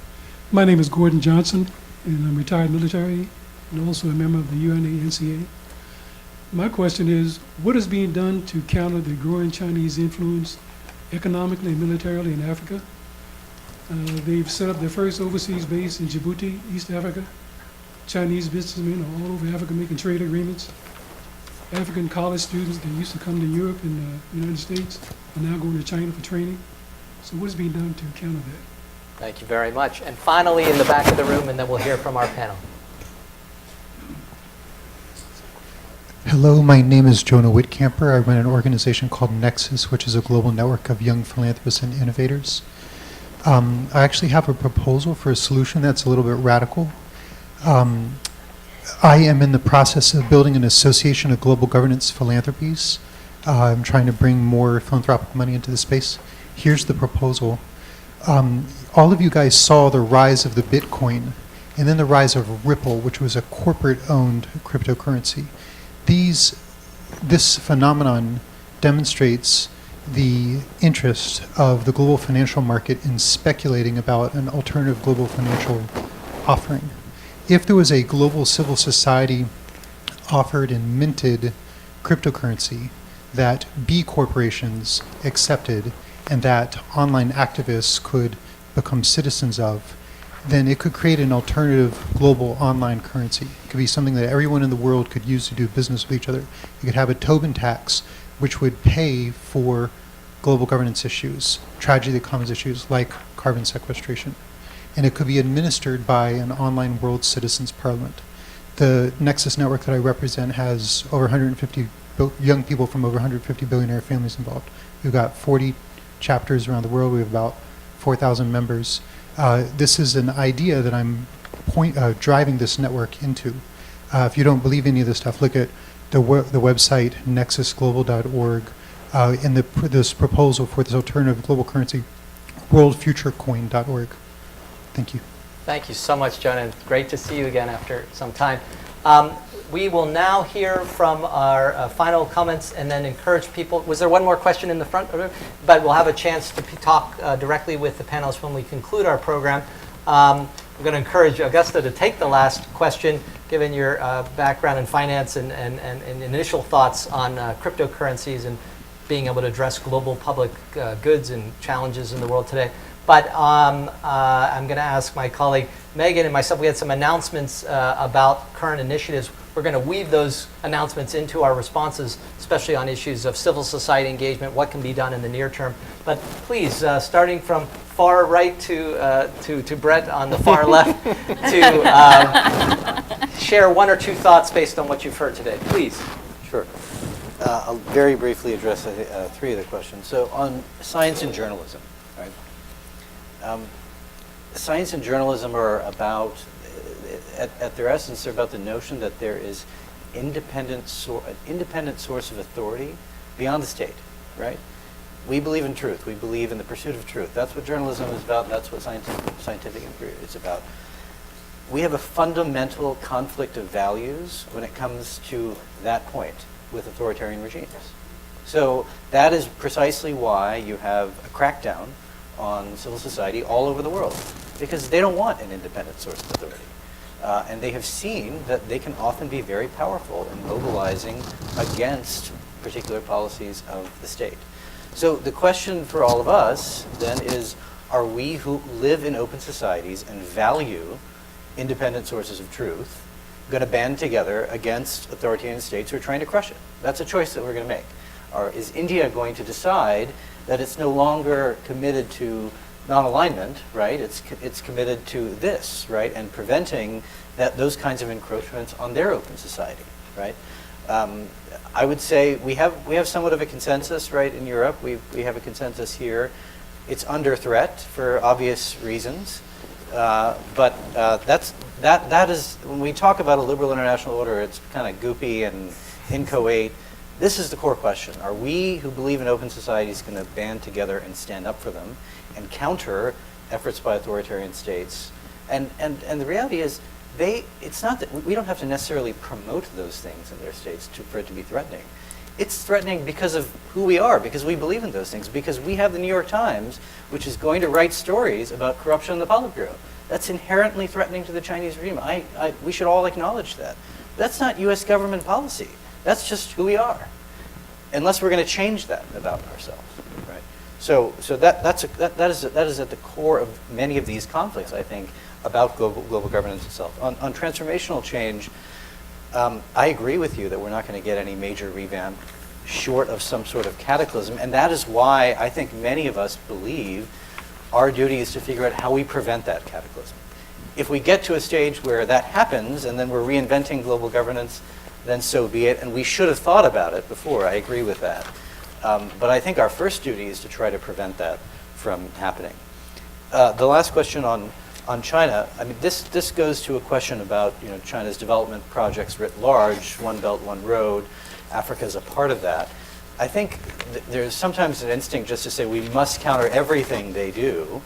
I think our position should be a little bit different. I think it should be, we, the United States, many of our Western friends, are not offering enough money to invest in developing countries. We should not be telling developing countries in Africa and anywhere else that they shouldn't take Chinese capital for their projects.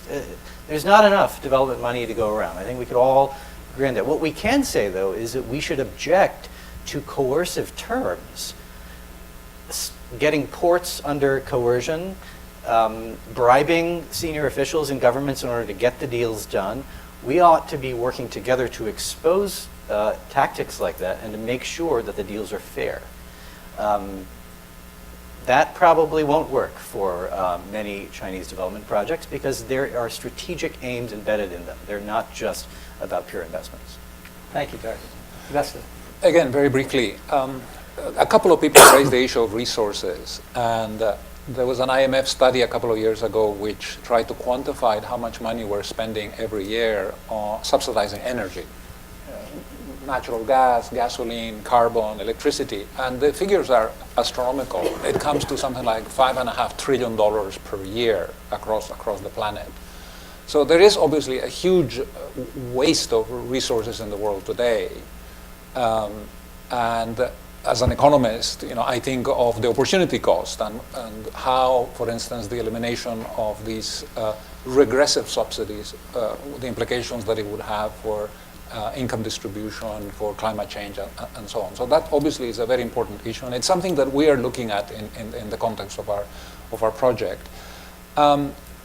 On the cryptocurrency, I don't want to address specifically the issue of cryptocurrencies, but you did raise something along the lines of the Tobin tax.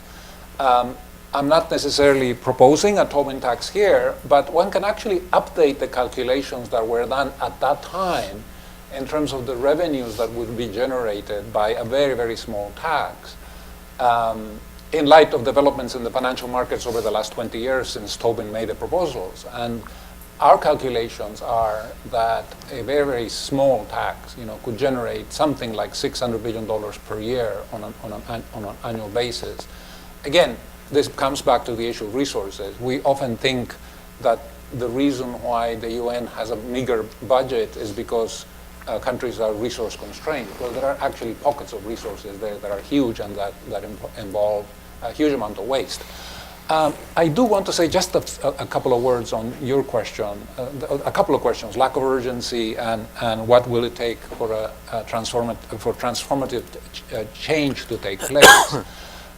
I agree with you completely, Tarun, that we should be focused on trying to prevent civilizational collapse. I think we would all agree on that, right? Indeed, we should. But I am glad that we'll have a group hug.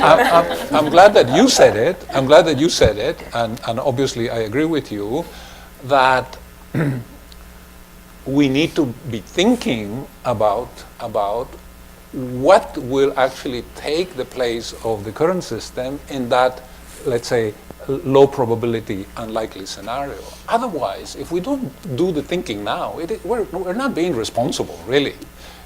Just thinking that, arguing that the system can muddle through for the next 100 years is mindless in light of what is happening on the climate change side. If you believe that, I think you need to wake up, right? Great. Just mindful of the time, I'll be quick and just want to highlight a few opportunities to get involved with the United Nations Foundation's work. The first is UNF's sister initiative, the Better World Campaign. The BWC works to strengthen the partnership between the United States and the UN and has a host of ways to engage. So I encourage you to visit their website, betterworldcampaign.org, and take advantage of some of those opportunities, as well as a wealth of resources on the US-UN relationship, including some information on some really interesting polling that BWC has just done on the attitudes of young Americans, so millennials and Gen Zs, in terms of the US role in the world. And there are some cards outside that have some of the highlights of that polling, but encourage you to check that out. And second, I know there are a lot of UNA members in the audience, so just a double down on getting engaged with UNA, and to note for anybody who's joining on the live stream that there are chapters throughout the US and throughout the world, so encourage you to find your local chapter. Several questions addressed to you, Kate. Yeah, the quick answer is that I don't have a good answer.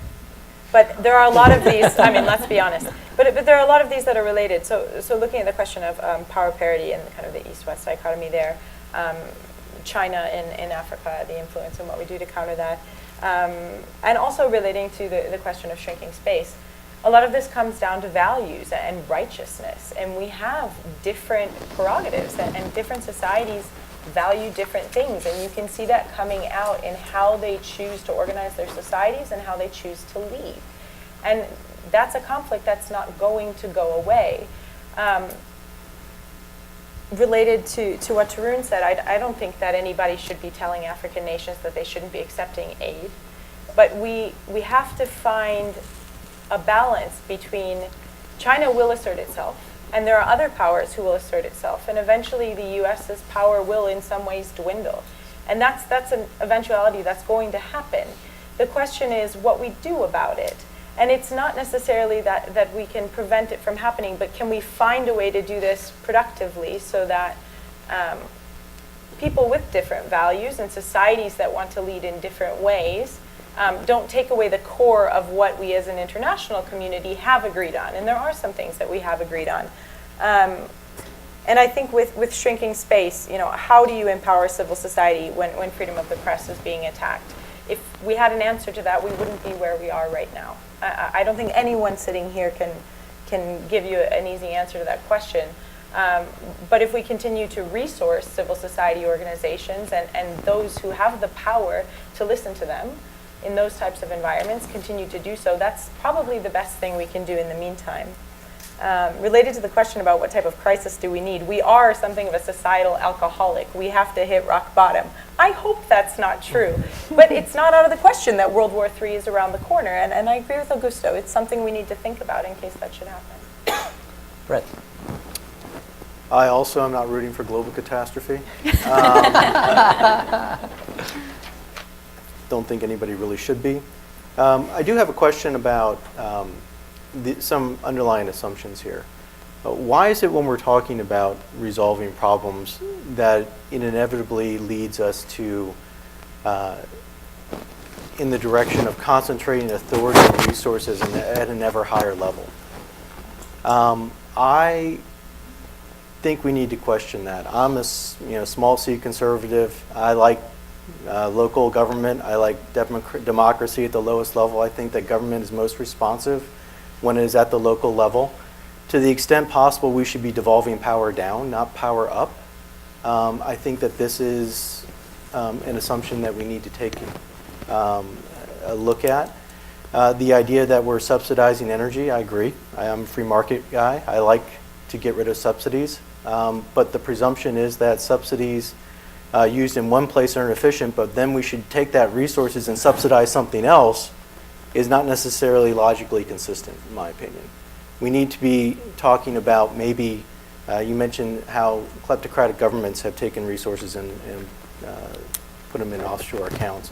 Don't the people in the country where those funds were stolen have a right to those resources? Why are we talking about taking those resources and then applying them the way we want? We're not the ones they were stolen from. I mean, we need to start thinking a little bit differently about how these resources and how these things should be allocated. We're elites. We live in Washington. We live in Stockholm. We live in New York. But we shouldn't forget about the people that are actually paying the taxes, that are financing a lot of these institutions, that are financing a lot of these initiatives. They should be heard, their voices should be heard, and they're heard loudest at the local level. In terms of the UN, I think we have a tendency to place too much expectation in the UN. It's a flawed institution. Multilateralism is not a panacea. I think a lot of people express frustration with their own governments who fall short, and then they look to an idealized international organization to solve all of the problems that their local governments or their state governments or their national governments don't resolve. It's not the answer. It's always going to be flawed. I think we should accept it for what it is, and we should have the organizations focus on those areas where there are true gaps, where you need true international cooperation, and focus it on those areas rather than piling up ever higher expectations and more mandates upon an organization that is inevitably going to fall short. Thanks. Thank you, Brett. I'd like to thank all of our panelists for contributing and all of you for staying full program today to today's discussion. I, for one, heard many new perspectives, insights on long-standing challenges that we're all quite too familiar with and know there needs to be work on issues of the short term and how civil society can be involved. I would encourage to say in under 30 seconds, 2 initiatives that you can find everything online today. UN2020.org is a coalition of groups that is very simply trying to make sure the 75th anniversary of the UN is not a birthday party, but we'll have substantive discussions about modernizing, upgrading the UN system, and it's specifically designed to make sure civil society is part of that conversation. Are getting from here to their working group that we discussed at length today as part of the New Shape process is partnering with UN 2020 this weekend in New York about mapping out these next 2 years and what a lot of work that needs to be done. So we very much invite you to be part of that conversation. As you heard from the president of Stimson earlier today, the Just Security 2020 program is bringing out a book on the 30th of October. We'll be sending around details on that, but please mark that on your calendar from 4:30 p.m. Back here at Stimson. We'll also be launching at the Paris Peace Forum a new platform on global security, justice, and governance, the successor to the Commission by a similar name, and we will have all kinds of tools, think tank type stuff, new resources, and ways to contribute your ideas to the conversation in the coming years. With that said, I'd like to first of all thank our partner organizations, Global Challenges Foundation and UNA-NCA. Great job by my co-moderator, Megan, and all of the panelists for being here. There's materials from each of the partner organizations as you walk out today, so be sure to take a look at those materials. And we look forward to having you back here soon at Stimson. Thank you once again, and thanks to those who have followed us on live stream.